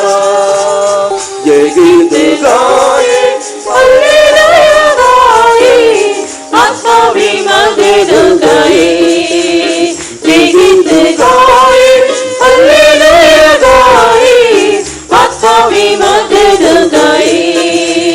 सेना का राजा यीशु मगा, प्रभु विजय हमें बनता, हमेशा विजय हमें बनता. हालेलुया. இயேசு ஜெயம் எடுத்தபடினால் ஜெயம் நமக்குரியது. यीशु मसीह जयवंत होकर बन गया, इसीलिए वो जय हमारा है. ஜெயம் கொள்கிறவன் எல்லாவற்றையும் சுதந்திரத்துக் கொள்வார். जय प्राप्त किया हुआ व्यक्ति सारे बातों को वो प्रभुता करेगा. நாம் பரலோகத்தை நாம் சுதந்திரத்துக் கொள்ள முடியும். यदि हम स्वर्ग को हम ले सकते हैं, நாம் சிங்காசனத்தை சுதந்திரிக்க முடியும். हम सिंहासन को अनुभव कर सकते நான் हैं. ஜெயம் கொண்ட பிதாவின் சிங்காசனத்தை சுதந்திரத்துக் கொண்டது போல हम जयवंत होकर जैसे पिता के वो सिंहासन को अनुभव करेंगे. ஜெயம் கொள்வன் எவனோ அவன் என்னுடைய சிங்காசனத்தை சுதந்திரத்துக் கொள்வார். जय प्राप्त किया वो व्यक्ति मेरे साथ उस सिंहासन में बैठेगा. ஜெய் ஜீவித்தை பற்றிய ஒரு தாகம் நமக்குள் ஒவ்வொரு நாளும் வேண்டும் என்பதை அறிந்து கொள்ள வேண்டும். जय जीवन के प्रति एक प्यास और भूख हमारे भीतर हर दिन रहना चाहिए करके हमें समझना होगा. கடைசியாக நமக்கு இருக்க வேண்டிய ஒரு தாகம், आखिरी में हमारे भीतर रहने वाला प्यास, நம்முடைய ஆண்டவர் எப்போது வருவார், அவர் எப்போது காண்பேன்ங்கிற ஒரு தாகம், ஒரு ஏக்கம். मेरा प्रभु यीशु मसीह कब आएगा, कब मैं उसके पास जा मिलूंगा कर एक प्यास है, एक आग्रह हमारे भीतर रहना चाहिए. வெளிப்படுத்தல் 22 அதிகாரம் 17 வசனத்துக்கு நாம் திரும்பி வருவோம். प्रकाशित वाक्य 22 अध्याय के 17 वचन की ओर हम आएंगे. और आत्मा और दुल्हन दोनों कहती है आ, और सुनने वाली भी कहे कि आ, और जो प्यासा हो वो आए, और जो कोई चाहे वो जीवन का जल सेत में ले. ஆவியும் மனமாட்டியும் வா என்கிறார்கள், கேட்கிறவனும் வா என்பானாக. தாகமாயிருக்கிறவன் வரக்கடவன், விருப்பமுள்ளவன் ஜீவ தண்ணீரை இலவசமாய் வாங்கிக் கொள்ள கடவன். விருப்பமுள்ளவன் ஜீவ தண்ணீரை இலவசமாய் வாங்கிக் கொள்ள கடவன். जो आग्रह करता है जीवन के जल को सेत में ले ले. ஆவியும் மனவாட்டி வாரும் என்று சொல்கிறார்கள். आत्मा और दुल्हन कहती है तू आ. கேட்கிறவனும் வாரும் என்று சொல்லுவானாக. और सुनने वाले भी कहे हे प्रभु तू आ. ஆண்டவர் வர வேண்டும், நான் அவரை காண வேண்டும்ங்கிற தாகம் தேவனுடைய பிள்ளைகளாகிய நம்முடைய இருதயத்திலே உண்டாக வேண்டும். हे प्रभु यीशु मसीह आना चाहिए और मैं उसको पास जा मिलना है करके प्रभु के लोगों के भीतर एक आंक रहना चाहिए. நம்முடைய ஆண்டவர் வந்து விட்டார், நம்முடைய பாடுகளுக்கு முடிவு உண்டாயிடும். यदि प्रभु यीशु मसीह आज आने पर हमारे सारे क्लेशों का अंत हो जाएगा. நம்முடைய ஆண்டவர் வந்து விட்டார், நம்முடைய வியாதிக்கு ஒரு முடிவு உண்டாயிடும். यदि हमारा प्रभु यीशु मसीह आज आने पर हमारे बीमारियों के लिए, நம்முடைய ஆண்டவர் வந்து விட்டார், நம்முடைய பாடுகளுக்கும் பிரச்சனைகளுக்கும் ஒரு முடிவு வந்துவிடும். यदि हमारा प्रभु प्रभु यीशु मसीह आ जाने पर हमारे दर्द और वेदना के लिए एक अंत நம்முடைய है। ஆண்டவர் வந்து விட்டார், நம்ம நெருக்கங்கள் கஷ்டங்கள் எல்லாவற்றுக்கும் ஒரு முடிவு உண்டாயிடும். हमारा प्रभु यीशु मसीह आने पर हमारे कष्ट और क्लेशों के लिए एक अंत है। ஆண்டவர் சொன்னார், நான் சீக்கிரமாக வருவேன். हमारे यीशु मसीह ने कहा मैं बहुत ही जल्दी आने वाला हूं। என் பிதாவின் வீட்டில் अनेक வாசஸ்தலங்கள் உண்டு. मेरे पिता के घर में कई निवास स्थान है, ஆனா உங்களுக்காக நான் போய் ஒரு வாசஸ்தலத்தை உண்டு பண்ணுகிறேன். लेकिन मैं तुम्हारे लिए एक जगह तैयार करने நான் जाता हूं। வாசஸ்தலத்தை உண்டாக்கின பின்பு மீண்டும் நான் வந்து உங்களை என்னிடத்திலே சேர்த்துக் கொள்வேன். उस जगह को तैयार करने के बाद वापस मैं आऊंगा और तुम्हें ले जाऊंगा। யோவான் 14 அதிகாரம் முதல் 3 வசனத்திலே நாம் வாசிக்கிறோம். यूहन्ना सुसमाचार 14 अध्याय के पहले 3 वचन में हम उसके बारे में पढ़ सकते हैं। நம்முடைய ஆண்டவருக்கு நம்ம சீக்கிரமாக கூட்டிக் கொண்டு போக வேண்டும் என்பதுதான் வாஞ்சை. हमारा प्रभु यीशु मसीह के भीतर भी एक आग्रह है, कैसे भी बहुत ही जल्दी हमें वो इकट्ठा करना चाहता है। அவருடைய ராஜ்யத்துக்கு சீக்கிரமாக நம்மை கொண்டு போக வேண்டும் என்பதுதான் அவருடைய வாஞ்சை. उसके राज्य में बहुत ही जल्दी हमें ले जाना है, वही आग्रह के साथ हमारा प्रभु यीशु मसीह है। ஆனா தேவனுடைய பிள்ளைகளே அதற்கு தடையாக அதன் மேல் தாகம் இல்லாமல் ஜீவிக்கிறார்கள். लेकिन परमेश्वर के लोगों को देखने के समय उसके लिए भी तैयार नहीं है, उसके लिए भी आग्रह के बिना प्यास के बिना पाए जाते हैं। நிச்சயமாக இந்த உலகம் நமக்கு சொந்தம் இல்லை. निश्चय ये संसार हमारा नहीं, இந்த உலகம் நம்மை பகைக்கிறது, நம்மை வெறுக்கிறது. ये संसार हमें नफरत करता है, हमसे भय रखता है। கொஞ்ச காலத்தில் இந்த உலகத்தை விட்டு நம்மை விரட்டுவோம் என்று சொல்லி சாத்தான் கிரியை செய்கிறார். बहुत ही जल्दी ये संसार से हमें भगाने के लिए शैतान बहुत ही शीघ्रता के साथ वो कार्य कर रहा है। நாம் இந்த உலகத்துக்குரியவர்கள் இல்லை என்பதை உலக ஜனங்கள் ये அறிந்திருக்கிறார்கள். संसार के लोग भी ये जानते हैं कि हम ये संसार के नहीं हैं। இப்படி இருக்க நாம் தேவனை காண வேண்டுங்கிற ஒரு தாகம் கொண்டு அந்த தாகம் அவரால் தீர்த்து கொள்ள வேண்டும். ऐसे रहने के समय में प्रभु यीशु मसीह के पास जा मिलना है, वैसे प्यास के साथ हम उसके पास उसको देखने वाला आग्रह के साथ हमें रहना है। யாரை கேட்டாலும் ஆண்டவர் வந்தால் போதும் என்று தான் சொல்லுகிறார்கள். हर लोगों को पूछने से यीशु आने से काफी है करके बोलते हैं। ஜீவியத்தில் எல்லா விதமான குற்றங்களுக்கு இடம் கொடுத்து கொண்டிருந்தாலும் जीवन में कई कमी गट्टियों के लिए जगह देने के बावजूद भी ஆண்டவர் வந்தா நான் போய்விடுவேன், போக வேண்டும் என்று தான் சொல்லுகிறார்கள். मैं यीशु मसीह आने से मैं चला जाऊंगा, मैं जाना है करके ही इकरार करते हैं। இயேசு முதலாவது வந்தது யாவருடைய ரட்சிப்புக்காக வந்தார். हमारा यीशु मसीह का पहला आगमन सारे मानव जाति के उद्धार के लिए था। முழு மனுக்குலத்தின் மீட்புக்காக, ரட்சிப்புக்காக அவர் பாவ மாம்ச சாயலிலே வெளிப்பட்டார். हर एक मानव जाति के उद्धार के लिए पाप के शरीर में वो प्रकट हुआ।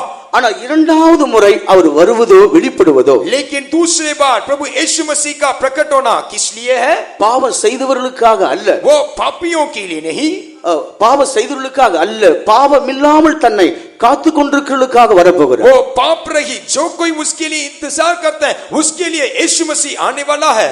பாவம் இல்லாமல் யார் தங்களை காத்து கொண்டிருக்கிறார்களோ, जो कोई पाप रहित प्रभु के लिए बात जो रहे हैं। எபிரேயர் 9 அதிகாரம் கடைசி வசனத்தில் வாசிக்கும் போது इब्रानी की पत्रिका 9 अध्याय के आखिरी वचन को पढ़ने से அந்த வசனத்தில் இயேசுடைய இரண்டு வருகையை குறித்து நாம் அறிகிறோம். वहां यीशु मसीह के दूसरे आगमन के बारे में हम जान सकते हैं। ஒரு முறை பாவிகளுக்காகவே வந்துவிட்டார். एक समय वो पापियों के लिए आया, எங்கும் உள்ள மனிதனுடைய பாவத்துக்காகவும் பாவத்தை சுமந்து தீர்க்கும்படியாக அவர் வந்துவிட்டார். हर एक पापी मनुष्य के पाप को उठाकर उसको छुटकारा देने के लिए यीशु मसीह प्रकट हुआ। அவர் திரும்பி பரலோகத்தில் போய் பிதாவின் வலது பார்சத்தில் இருக்கிறார். वापस वो स्वर्ग आरोहण हो गया, पिता की दाहिनी ओर विराजमान அவர் है। ஏற்ற வேளையில் சீக்கிரமாக வெளிப்பட போகிறார். युक्त समय हमारा प्रभु यीशु मसीह बहुत ही जल्दी आने वाला அவர் है। யாருக்காக வெளிப்பட போகிறார்? वो किस लिए आएगा?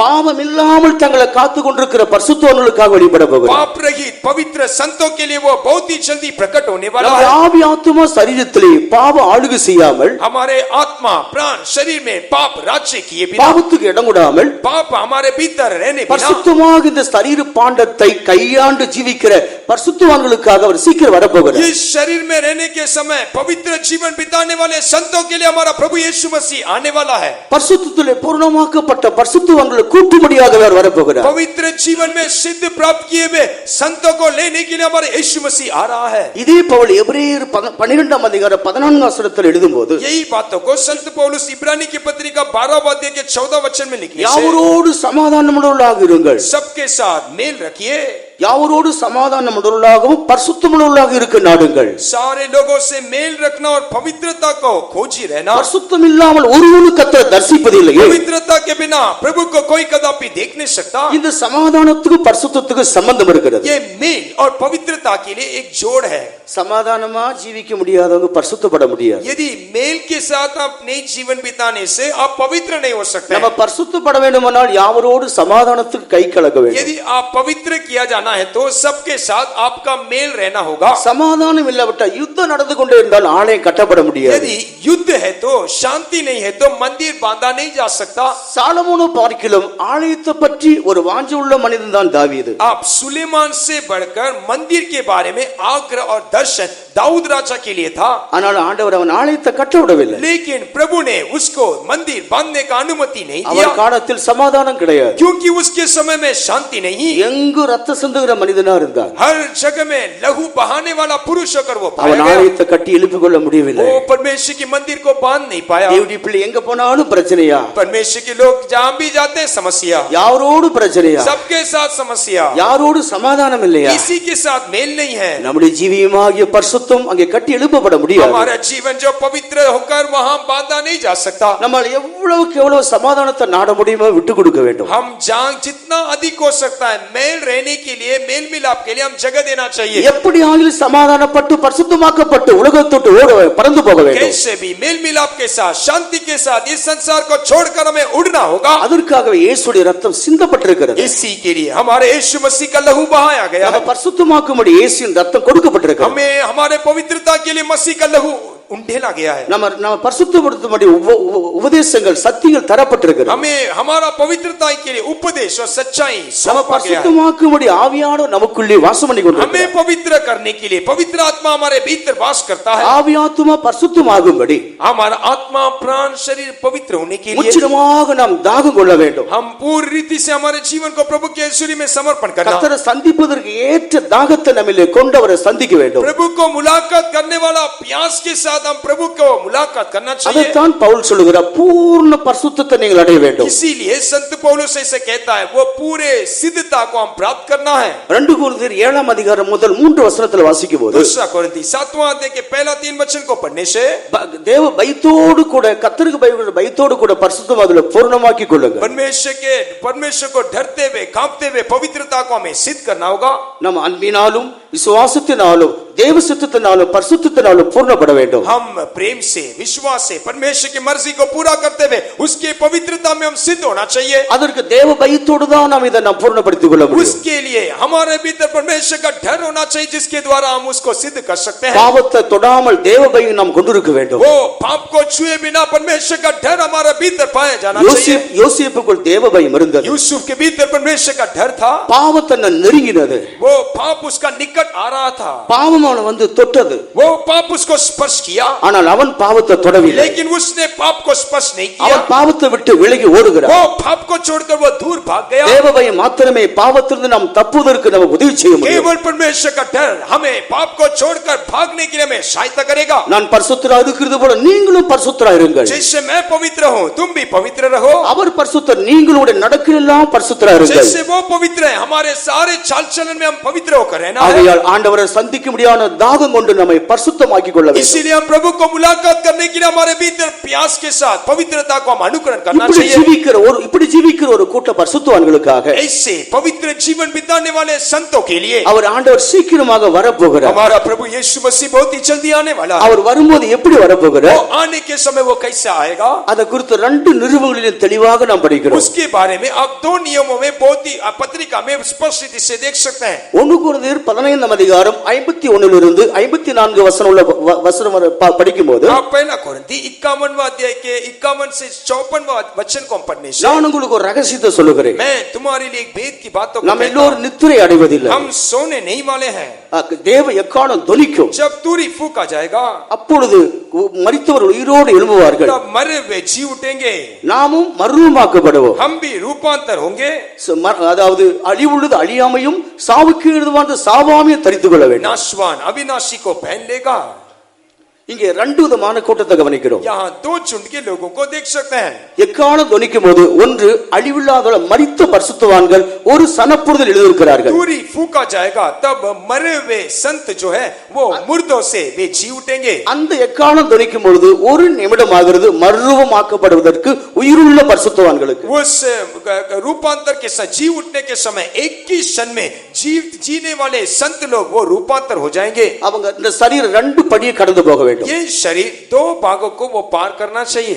மரணத்தை கடந்து போக வேண்டும். मृत्यु को पार करना है. அதுதான் இந்த சரீரம் சாவுக்கு ஏதுவானது. इसीलिए ये शरीर जो है वो मरणहार देह है कर हम देख ஆனா सकते हैं. ஏற்கனவே மரித்த பரிசுத்தவான்கள் लेकिन जो पहले से मरे हुए संत அவர் மரித்து விட்டார்கள். वो तो मर गए சரீரம் அழிவுக்கு ஏதுவாகிவிட்டது. और ये शरीर देह वो नाश हो गया है. அவர்களுக்கு ஒரு சனப்பொழுது போதுமானது. उनके लिए एक क्षण काफी है. இந்த மறுரூபமாகக்கூடியவர்களோ ये रूपांतर होने वाले ஒரு நிமிடம் என்று அங்கு எழுதுகிறார். एक क्षण में ही वो जी उठेंगे. இது சாவை கடந்து அழிவை கடந்து போய் மறுரூபமாக்கப்படும். ये उस मृत्यु को पार करके वो रूपांतर हो இந்த जाएगा. சரீரத்தின் மேலேயும் உள்ளேயும் ஒரு மாற்றம் உண்டாக வேண்டும். ये शरीर के बाहरी तौर से और भीतर एक रूपांतर चाहिए. இந்த சரீரமும் மறுரூபமாக வேண்டும். உள்ளுக்குள்ளேயும் ஒரு மாற்று அமைப்பு தேவை. ये शरीर में भी एक रूपांतर का आवश्यक है और उसके भीतरी अनुभव में भी एक रूपांतर का आवश्यक இந்த है. உயிர்த்தெழுதலும் மறுரூபம் உண்டு என்பதை நிரூபிக்கும்படிதான் இயேசு இந்த உலகத்தில் இருக்கும்போது செய்து காண்பித்தார். ये रूपांतर इस शरीर में वो मुमकिन है. इसीलिए यीशु मसीह संसार में रहने के समय वो रूपांतर हुआ. மத்தேயு 17ஆம் அதிகாரத்தில் இயேசு உயர்ந்த மலையின் மேல் போய் மறுரூபமானார். यीशु मसीह मत्ती सुसमाचार 17 अध्याय में वहां ऊंचा पहाड़ में वो रूपांतर हुआ कर हम देख सकते हैं. ஏனென்றால் அவர் தேவகுமாரன் பூர்ண பரிசுத்தம் உள்ளவர். அவர் நேரடியாக மறுரூபமாய் காண்பித்தார். क्योंकि वो परमेश्वर का पुत्र है, वो परिपूर्ण, वो पवित्रता में सिद्ध है. इसीलिए उनकी आंखों के सामने वो रूपांतर हो இதே गया. ஆண்டவர் தான் மரித்து மூன்றாம் நாள் உயிரோடு எழும்பினார். यही यीशु मसीह मरकर तीसरा दिन वो जी उठा. இந்த உயிர்த்தெழுதல்ங்கிறது ஒரு பிறப்பு. ये जी उठना करके कहने के समय वो एक जन्म है. அதைத்தான் யோவான் வெளிப்படுத்தல் 1:5 எழுதுகிறார். इसके बारे में ही யோहन्ना प्रकाशित वाक्य पहला अध्याय के 5वें वचन में लिखता है. இயேசு மரித்தோரிலிருந்து முதல் பிறந்தவர். यीशु मसीह मरे में से पहलौटा. உயிர்த்தெழுதல் ஒரு பிறப்பு. ये जी उठना एक जन्म है. ஒரு புதிய பிறப்பு, மகிமையின் பிறப்பு உண்டாகிறது. एक नया जन्म जो है, एक महिमा का जन्म वहां देख सकते हैं. அப்படி மரித்தோர் உயிரோடு எழும்ப வேண்டும், உயிருள்ளவர்கள் மறுரூபமாக்கப்பட வேண்டும். मरे हुए जी उठना है और जीते हुए बच्चे हैं वो रूपांतर होना है. முதலாவதாக மரித்தோர் எழுந்து தேவனிடத்தில் சேர்க்கப்படுகிறார்கள். पहला मरे हुए उठकर प्रभु के पास जाकर मिलेंगे. பின்பு உயிருள்ளவர்கள் எதிர்கொண்டு போகிறார்கள். उसके बाद जो जीवित और बच्चे हैं उनका साथ वे भी उठा लिए जाएंगे. இத 1 தெசலோனிக்கேயர் 4ஆம் அதிகாரத்துடைய 16 வசனத்திலிருந்து வாசிக்கும் போது उसके बारे में पहला தெசலோனிக்கா 4 अध्याय के 11 वचन से पढ़ने से கர்த்தர் தாமே ஆரவாரத்தோடும் பிரதான தூதனுடைய சத்தத்தோடு தேவ எக்காலத்தோடு இறங்கி வருவார். वहां प्रभु आप ही ललकार के साथ स्वर्गदूतों के तुरी के साथ वो आप उठकर आएगा. அப்போது மரித்தோர் முதலாவது எழுந்திருப்பார்கள். प्रथम तौर से जो मरे हैं वो जी उठेंगे. உயிருள்ள நாம் மறுரூபமாக்கப்பட்டு மேகங்களை எடுத்துக்கொள்ளப்பட்டு என்றென்றைக்கும் அவரோடு கூட இருப்போம். और हम जो जीवित और बचे रहेंगे उसके साथ बादलों में उठा लिए जाएंगे. இந்த இடத்துல 3 சத்தத்தை நாம் கவனிக்கிறோம். यहाँ 3 आवाज को हम देख सकते हैं. ஆண்டவர் வரும் பொழுது, जब प्रभु यीशु मसीह அந்த आएगा, ரகசிய வருகை உண்டாகும் பொழுது उसके गुप्त आगमन जब होगा, அங்க 3 சத்தம் அங்கே உண்டாகிறது. यहाँ 3 आवाज को वहां आप देख सकते हैं. ஒன்று கர்த்தர் தாமே ஆரவாரத்தோடும். पहला प्रभु आप ही ललकार के साथ. அங்கே கர்த்தர் என்பது கர்த்தராகிய இயேசு கிறிஸ்துவை காட்டுகிறது. वहां प्रभु यीशु मसीह को दिखाता है. அவர் ஆரவாரத்தோடு வருகிறார். वो ललकार के साथ वो आने वाला है. அந்த ஆரவாரம் என்றால் என்ன? ये ललकार करके कहने से क्या दिखाता है? சாதாரணமாக பூமியில பாட்சிகள் இருக்கிறது, தேர்தல் உண்டாகிறது. ஜெயித்து விட்ட அந்த பார்ட்டி என்ன செய்யும்? பெரிய ஒரு ஆரவாரம் போடும். अब उदाहरण से आप ले सकते हैं, जब पृथ्वी में यदि कोई पार्टी विजय प्राप्त करता तो वो ललकार के साथ अपने जय को मनाते हैं. அவங்களுக்கு ஜெயம் கிடைத்த அப்படினா ஆரவாரம் பண்ணுவார். यदि वो जय प्राप्त किए तो वो ललकारेंगे, उसको वो आनंद मनाएंगे. கர்த்தராகிய இயேசுவின் ஆரவாரத்தோடு வர வேண்டும். हमारा प्रभु यीशु मसीह क्यों ललकार के साथ वो आता है? அவர் மனிதனுக்காக கொண்ட திட்டம், वो प्रभु मनुष्य के लिए जो योजना को ठहराया, மனிதனுக்காக போட்ட அத்தனை திட்டமும், मनुष्य के लिए ठहराया हुआ हर एक योजना, அந்த மனிதனுக்காக திட்டம் திட்டம் போட்ட ரத்தத்தை கொடுத்தார். वो मनुष्य के लिए जो योजना को ठहराए उसके लिए उसने अपने लहू को दे दिया. மனிதனுக்காக பாடுபட்டார். वो मनुष्य के लिए कष्ट उठाया. மனிதனுக்காக எத்தனையோ விதங்களில் அவர் கிரியை செய்திருக்கிறார். मनुष्य के लिए वो कई अनुभव में उसने काम किया. எப்படி ஆகிலும் மனிதன் இழந்து போன ஆசீர்வாதத்தை திரும்ப பெற வேண்டும். कैसे भी ये मानव जाति नाश किया खोया वो आशीषों को वो प्राप्त करना चाहिए. ஆதாமால் இழந்த ஆசீர்வாதங்கள் திரும்ப உண்டாக வேண்டும். आदम जो आशीषों को उसने खो लिया वो आशीषों को वापस पाना है. கரை திரை பிழையற்ற ஒரு மையமுள்ள சபையை தனக்கு முன்பாக நிறுத்திக் கொள்ள வேண்டும். ना दाग ना चूरी ना कलंक ऐसे कोई तेजो में कलीसिया को अपने सामने वो खड़ा रखना அதற்காக चाहता है. ரத்தத்தை கொடுத்தார். इसलिए उसने अपने लहू को बहाया. அதற்காக ஆவியானவரை கொடுத்தார். इसलिए उसने अपने आत्मा को दिया. சபைக்கு ஆவியானவரை அனுப்பி வைத்தார். कलीसिया में उसने अपने आत्मा को भेजा. அப்போஸ்தலர் ஊழியத்தையும் கொடுத்தார். प्रेरितों का सेवा भी दिया. சபை அவர் போஷிக்கிறார். ये कलीसिया को वो पालन पोषण சபையை करता है. பரிசுத்தப்படுத்தி வருகிறார். कलीसिया को वो पवित्र करता है. இப்படி இருந்து ஒரு கூட்டம் உருவாக்கப்பட்டு பூர்ணப்பட்டு அவர்கள் ஆயத்தப்படுகிறதுனால் அவர் ஜெயம் எடுத்து விட்டால் அவர் ஆரவாரம் பண்ணுகிறார். ऐसे एक झुंड वे प्रभु को अनुभव करते हुए जयवंत होकर बदल गए. इसीलिए प्रभु वहां ललकार रहा है. ஒரு கூட்ட ஜனங்கள் தேவனை சந்திப்பதற்கு தகுதியாக்கப்பட்டபடினால் அவருடைய திட்டங்கள் நிறைவேற்றப்பட்டபடினால் அவர் ஆரவார சந்தோஷத்தோடு அவர் வெளிப்படுகிறார். एक झुंड के लोग प्रभु को मुलाकात करने के लिए तैयार हो गए. वे सिद्ध हो गए. इसीलिए उसको देखकर उसका योजना पूरा हुआ वो जानकर वो ललकार रहा है. இரண்டாவதாக பிரதான தூதனுடைய சத்தம் அங்கே துணிக்கிறது. दूसरा प्रधान स्वर्गदूतों का शब्द को देख सकते இந்த हैं. பிரதான தூதன் என்ற சத்தம் என்றால் மிகாவேல் தூதன். ये प्रधान दूत का शब्द करके कहने के समय मिकाएल का शब्द है. யூதா 9ஆம் அதிகாரத்தில் நாம் அதை அறிந்து கொள்கிறோம். यूदा का पुस्तक 9वां वचन में हम देख सकते हैं. இந்த மிகாவேல் தூதன் என்கிறவன் ஒரு யுத்த வீரன். ये मिकाएल को देखने के समय वो एक योद्धा है. வலு சர்ப்பத்தோடு யுத்தம் பண்ணி அதையும் அதை சேர்ந்தவர்களையும் அவன் ஜெயிக்கக்கூடியவன். वो अजगर के साथ लड़ाई करता है और उसके समेत रहने वाले सारे लोगों को वो प्रबल करके गिरा देता है. சொல்ல போனால் அவர் ஒரு மிலிட்டரி தலைவர் போன்றவர். उसका मतलब कहा जाने से वो सेना में एक सेनापति के समान. இந்த இடத்தில் ஏன் மிகாவேல் தூதனுடைய சத்தம் வேண்டியதா இருக்கிறது? क्यों यहाँ मिकाएल का वो शब्द सुनाई पड़ रहा है? இயேசு மணவாளனாக இருந்தாலும் ஒரு ராஜாவாக வருகிறார். यीशु मसीह वो दुल्हा होकर रहने पर भी वो राजा होकर वो प्रकट பூமியில் हो ஒரு रहा है. ராஜா போனா படையானது மிலிட்டரி படையானது கௌரவப்படுத்தும்படி பாதுகாக்கும்படி போக एक வேண்டும். संसार में एक राजा अपने स्थान से कूचता है तो सारे सेनापति उसका सेना उसका आगे आगे निकलते हैं. ஆகையால் மிகாவேல் தூதன் கௌரவப்படுத்தும்படி மிகப்படுத்தும்படி கனப்படுத்தும்படி அவன் சத்தத்தோடு கூட வருகிறார். इसीलिए मिकाएल दूत जो है प्रभु को आदर करने के लिए प्रशंसा करने के लिए वो अपने सेना समेत वो निकलता முழு है. பரலோகத்துக்கு சந்தோஷம் மகிழ்ச்சி உண்டாகிறது. पूरे स्वर्ग में आनंद और मगन हो जाता है. தேவ எக்காலம் இங்கு துணிக்கப்படுகிறது. वहाँ स्वर्ग के में परमेश्वर की तूरी वहाँ फूका जाएगा. நாம் பழைய ஏற்பாட்டில் படிக்கிறபடி जब वो पुराने नियम में पढ़ने के समय இஸ்ரவேல் ஜனங்கள் பிரயாணப்படும் பொழுது जब इस्राएल लोग अपने यात्रा में निकलते हैं எக்காலம் துணித்தால் ஒரு எக்காலம் துணிக்கும் போது ஆயத்தப்பட வேண்டும். एक तूरी जब फूका जाता तब उन्हें तैयार होना है. அடுத்து துணிக்கும் போது அவர்கள் பிரயாணம் புறப்பட வேண்டும். अगला तूरी में वे अपने यात्रा को शुरू करना है. எக்காலம் துணித்தது என்று சொன்னால் ये तूरी फूका जाएगी करके कहने के பூமியில் समय இருக்கிற பரிசுத்தவான்களே வாருங்கள் என்றுதான ஆண்டவர் ஒரு அழைப்பை கொடுக்கிறார். पृथ्वी में रहने वाले संतों मेरे पास आ जाओ करके प्रभु एक बुलाहट देता என் है. பரிசுத்தவான்களே வாருங்கள் உங்களுக்காக பரலோகம் ஆயத்தம் என்று அவர் அழைக்கிறார். मेरे पवित्र लोग आ जाओ तुम्हारे लिए स्वर्ग तैयार है करके प्रभु बुला रहा है. உங்களுக்காக நான் உண்டாக்கி இருக்கிற சீயோன் எருசலேம் வந்து சுதந்திரத்துக் கொள்ளுங்கள். तुम्हारे लिए मैं तैयार किया वो सिय्योन और यरूशलेम को तुम अनुभव कर लो. நான் மகிமையுள்ள சீயோன் எருசலேமை கட்டி முடித்திருக்கிறேன்.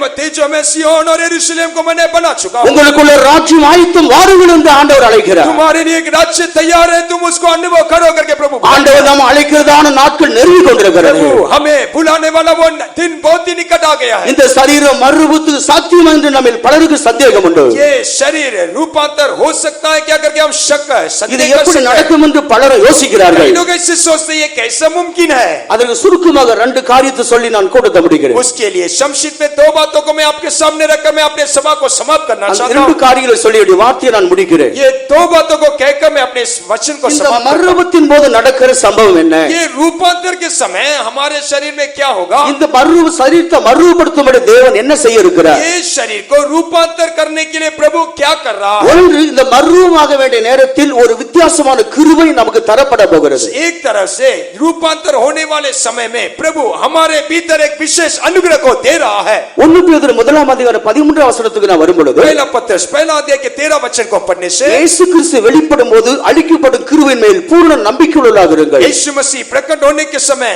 दिया जाने वाले उस अनुग्रह के पर पूरा भरोसा रखो। இந்த பூமிக்கு தேவன் அளித்திருக்கிற கிருபை 2 பகுதி முடிந்திருக்கிறது. इस पृथ्वी का ऊपर प्रभु ने दिखाया हुआ अनुग्रह को हम देख सकते हैं। தேவனுடைய கிருபையை 3ஆக படிக்கிறோம். प्रभु के अनुग्रह को हम 3 बातों में बांट सकते हैं। பழைய ஏற்பாட்டு காலம் வரைக்கும் தேவனுடைய கிருபையானது அவருடைய பாவங்களை மன்னிக்கிற கிருபையாக இருந்தது. पुराने नियम तक परमेश्वर का अनुग्रह जो है केवल उसके पापों को क्षमा करने वालों से सीमित था। 103 சங்கீதம் 3-4 வசனத்துல வாசிக்கிறோம். भजन 103 के 3 और 4 वचन में पढ़ सकते हैं। பாவம் இருந்தது, மன்னித்து தேவன் வைத்திருந்தார். उस पाप उनके भीतर पाया गया, लेकिन वो पाप को प्रभु क्षमा करके ढांपे रखा। அது மூடி வைக்கப்பட்டது கிருபையினால். वो अनुग्रह से उस पाप को ढांपा गया था। ஆனா இயேசு வெளிப்பட்ட பின்பு, लेकिन यीशु मसीह प्रकट होने के बाद, அவர் சிலுவையிலே மரித்த பின்பு, वो कलवरी क्रूस में मरने के बाद மற்றொரு கிருபை வெளியாக்கப்பட்டது. और एक अनुग्रह वहां जाहिर हुआ। 2 தீமோத்தேயுவின் புத்தகம் 1 9-10 வசனங்களை படிக்கும்போது दूसरा तीमुथी पहला अध्याय के 9 और 10 वचन को पढ़ने से இயேசுடைய மரணத்தின் மூலம் ஒரு கிருபை வெளிப்பட்டது. यीशु मसीह के मृत्यु के द्वारा एक अनुग्रह प्रकट हुआ। அதுதான் அந்த சமாரிய ஸ்திரியை போல நாம் பெற்றிருக்கிற ரட்சிப்பை உண்டாக்கக்கூடிய கிருபை. वही उस समरी स्त्री के समान प्राप्त किया हुआ उद्धार को उत्पन्न करने वाला एक अनुग्रह है। நம்முடைய ஆத்துமா ரட்சிக்கப்படக்கூடிய கிருபை. हमारा प्राण हमारा आत्मा उद्धार पाने वाला एक अनुग्रह है। கிருபையினாலே விசுவாசத்தை கொண்டு ரட்சிக்கப்பட்டீர்கள். अनुग्रह से विश्वास के द्वारा तुम्हारा उद्धार हुआ। இந்த ஆத்துமா ரட்சிக்கப்பட்ட ஆண்டவர் கிருபை இயேசுவின் மரணத்தின் மூலம் வெளியாக்கினார். यीशु मसीह के मृत्यु के द्वारा प्रभु ने हमारा उद्धार किया। இந்த கிருபையானது வருகையில் வரைக்கும் மனிதனை ரட்சிப்புக்குள்ளே நடத்தி கொண்டிருக்கிறது. ये अनुग्रह प्रभु के आगमन तक उसको चलाता रहेगा, उद्धार करता रहेगा। ஆனா எக்கால ध्वनिக்கப்படுகிற நேரத்தில் ஒரு கிருபை வெளிப்பட போகிறது. जब दूरी फूका जाएगा उस समय एक अनुग्रह प्रकट होने वाला है। இயேசு வெளிப்படும் போது ஒரு கிருபை அளிக்கப்பட போகிறது. यीशु मसीह जब प्रकट होगा उस समय एक अनुग्रह, அந்த கிருபை உன்னை தொட்டவுடனே மறுரூபமாகக்கூடிய ஒரு வல்லமை வெளிப்படும். वो अनुग्रह आपको स्पर्श करने के समय आपके जीवन में एक रूपांतर அந்த கிருபை வெளிப்படும் போது மறுரூபமாக்கப்படுவார்கள். वो अनुग्रह आपके लिए प्रकट होने के समय आपका பரிசுத்தவான்கள் மறுரூபமாக்கப்பட கிருபை கர்த்தர் வெளிப்படுத்த போகிறார். संतों को रूपांतर करने वाला एक अनुग्रह प्रभु प्रकट करेगा। ये கிருபையை காத்துக்கொண்டு அந்த கிருபைக்காக எதிர்நோக்க வேண்டும். यदि हमारे जीवन में उस अनुग्रह को संभालने से उस अनुग्रह के लिए हम भाग அந்த सकते हैं। கிருபை வரும்போது நீ தானாகவே மறுரூபமாக முடியாத ஒரு இடத்துக்கு வந்துடுவாய். वो अनुग्रह आपके भीतर आने के समय वो अनुग्रह के द्वारा आपका जीवन में एक रूपांतर को அந்த கிருபை உன்னை சந்திக்கும்படி वो अनुग्रह आपको मुलाकात करने के लिए ஒரு தேவன் அளித்துதான் ஆத்தும ரட்சிப்பாகிய கிருபையை காத்துக்கொள்ள வேண்டும். इस समय प्रभु आपके लिए दिया हुआ उस आत्मा का उस प्राण के उद्धार को अपने जीवन में आप संभालिए। நம்ம பணம் கொடுத்து டோக்கன் வாங்குறோம், கடையில ஒரு பொருள் வாங்க. आप एक वस्तु खरीदने के लिए आप दुकान में एक पैसा देकर टोकन लेते हैं। பணம் கொடுத்து டோக்கன் வாங்குறது உண்மை. पैसे देकर आपके हाथ में टोकन है, ये वास्तविक है। ஆனா பொருள் வாங்க வேண்டிய இடத்துல டோக்கன் இல்லாமல் போனா கொடுக்க மாட்டாங்க. लेकिन जहां आपको चीज लेना है वहां आप टोकन नहीं देंगे तो आपको वस्तु नहीं मिलेगा। நீ கொடுத்த பணம் வீணாய் போகும். आपने दिया वो पैसा व्यर्थ हो जाएगा। அதுதான் அந்த கிருபை. वही वो अनुग्रह है। அந்த கிருபையை கடைசி வரைக்கும் நாம் காத்துக்கொள்ள वो अनुग्रह को अंत तक हमें संभालना होगा। அந்த கிருபை உள்ளவர்களை இயேசு அளிக்கிற கிருபையானது அவர்கள் சந்திக்கும். वो अनुग्रह को प्राप्त किए हुए लोग प्रभु देने वाले वो अनुग्रह उनको मुलाकात இந்த करेगा। சரீரம் மறுரூபமாக்கப்படும். उनका शरीर रूपांतर இது होगा। ஒரு சாதாரணமான ஒரு ஸ்டாண்ட் தான். ये साधारण एक स्टैंड है, ஒரு இரும்பு பொருள் தான். केवल एक लोहा का एक वस्तु है। ஆனா இந்த கோட்டிங் இருக்கு, ஸ்டீல் கோட்டிங் இருக்கு. लेकिन उसके ऊपर एक कोटिंग உள்ள चांदी முக்கிய का எடுத்தா कोटिंग, கலர் மாறி விடுகிறது. उसको यदि वो इसको निकालने से उसका रंग बदल जाएगा। மனிதனுக்கு இந்த அறிவு இருக்குமானா, यदि मनुष्य के लिए ऐसे एक बुद्धि रहने से, இந்த மனிதனை உண்டாக்கின தேவனுக்கு எவ்வளவு தெளிவு இருக்கும். ये मनुष्य को सिरजाए वो परमेश्वर के लिए बुद्धि कितना महान होगा। நம்மை மறுரூபப்படுத்த முடியாத கிருபை தேவன் வைத்திருக்கிறார். हमें रूपांतर करने के लिए प्रभु ने एक अनुग्रह को ठहरा कर रखा அது है। இப்போது உலகத்தில் இல்லை. आज वो संसार में ये अनुग्रह नहीं, ஆண்டவர் அப்போது அளிக்க போகிறார். लेकिन उस समय ये अनुग्रह प्रकट होने वाला ஆண்டவருக்கு है। மகிமை உண்டாகட்டும். प्रभु की महिमा। இரண்டாவதாக தேவ வல்லமை அப்போது அளிக்கப்பட போகிறது. दूसरा, उस समय परमेश्वर का सामर्थ प्रकट होगा। ஏற்கனவே நமக்குள் பரிசுத்தாவின் அபிஷேகம் உண்டு. पहले से ही हमारे भीतर पवित्र आत्मा का अभिषेक ஆனா है। இந்த சரீரம் மறுரூபமாக்கப்படக்கூடிய பலத்த சத்துவம் அப்போது வெளிப்படும். उस समय ये शरीर को रूपांतर करने वाले परमेश्वर का बहुत सामर्थ हमारे भीतर कार्य करेगा। இயேசு எப்படி உயிரோடு எழும்பினார்? यीशु मसीह कैसे जी उठा, அதை குறித்து எபேசியர் 1:19 என்ன வாசிக்கிறோம்? इसके प्रति इफिसियों की पत्रिका पहला अध्याय के 19 वचन में क्या இயேசு पढ़ते हैं? கிறிஸ்துவிடத்தில் பிதா பலத்த சத்துவத்தை நடப்பித்தார். यीशु मसीह के भीतर वो सामर्थ उसके अंदर कार्य किया। அந்த பலத்த சத்துவத்தினாலே உயிரோடு எழும்பினார். वो सामर्थ के द्वारा वो जी उठा। அந்த சத்துவத்தினாலே உயிரோடு எழுந்து அவர் ஜீவிக்கிறார். वो शक्ति के प्रभाव से वो जिलाया गया।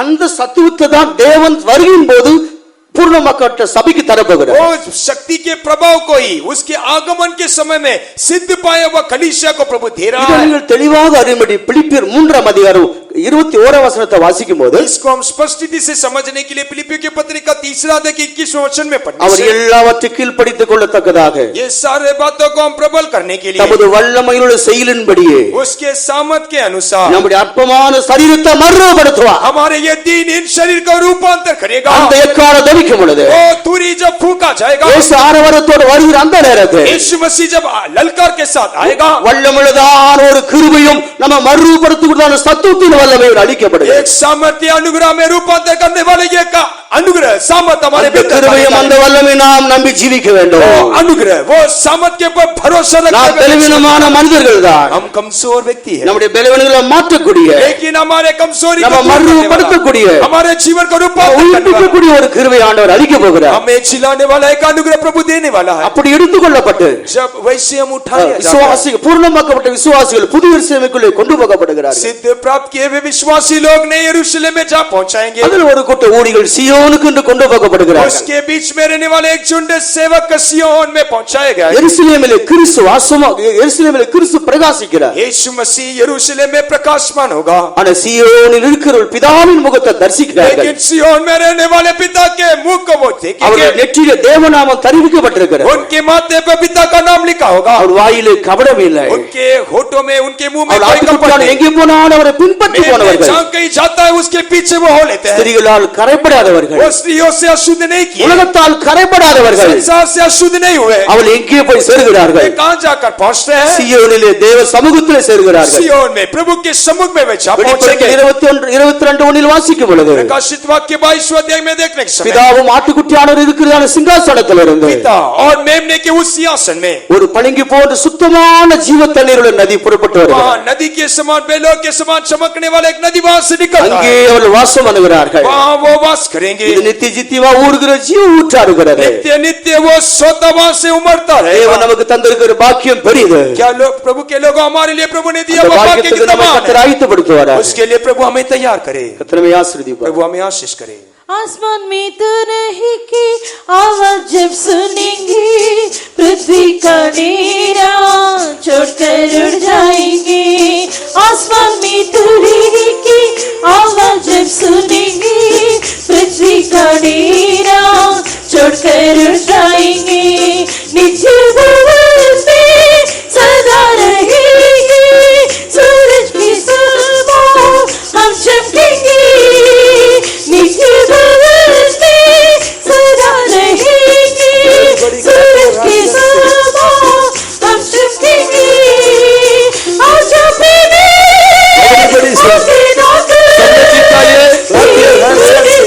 सब लोग मुंह खोल कर गीत गाइएगा. आजा प्रेमी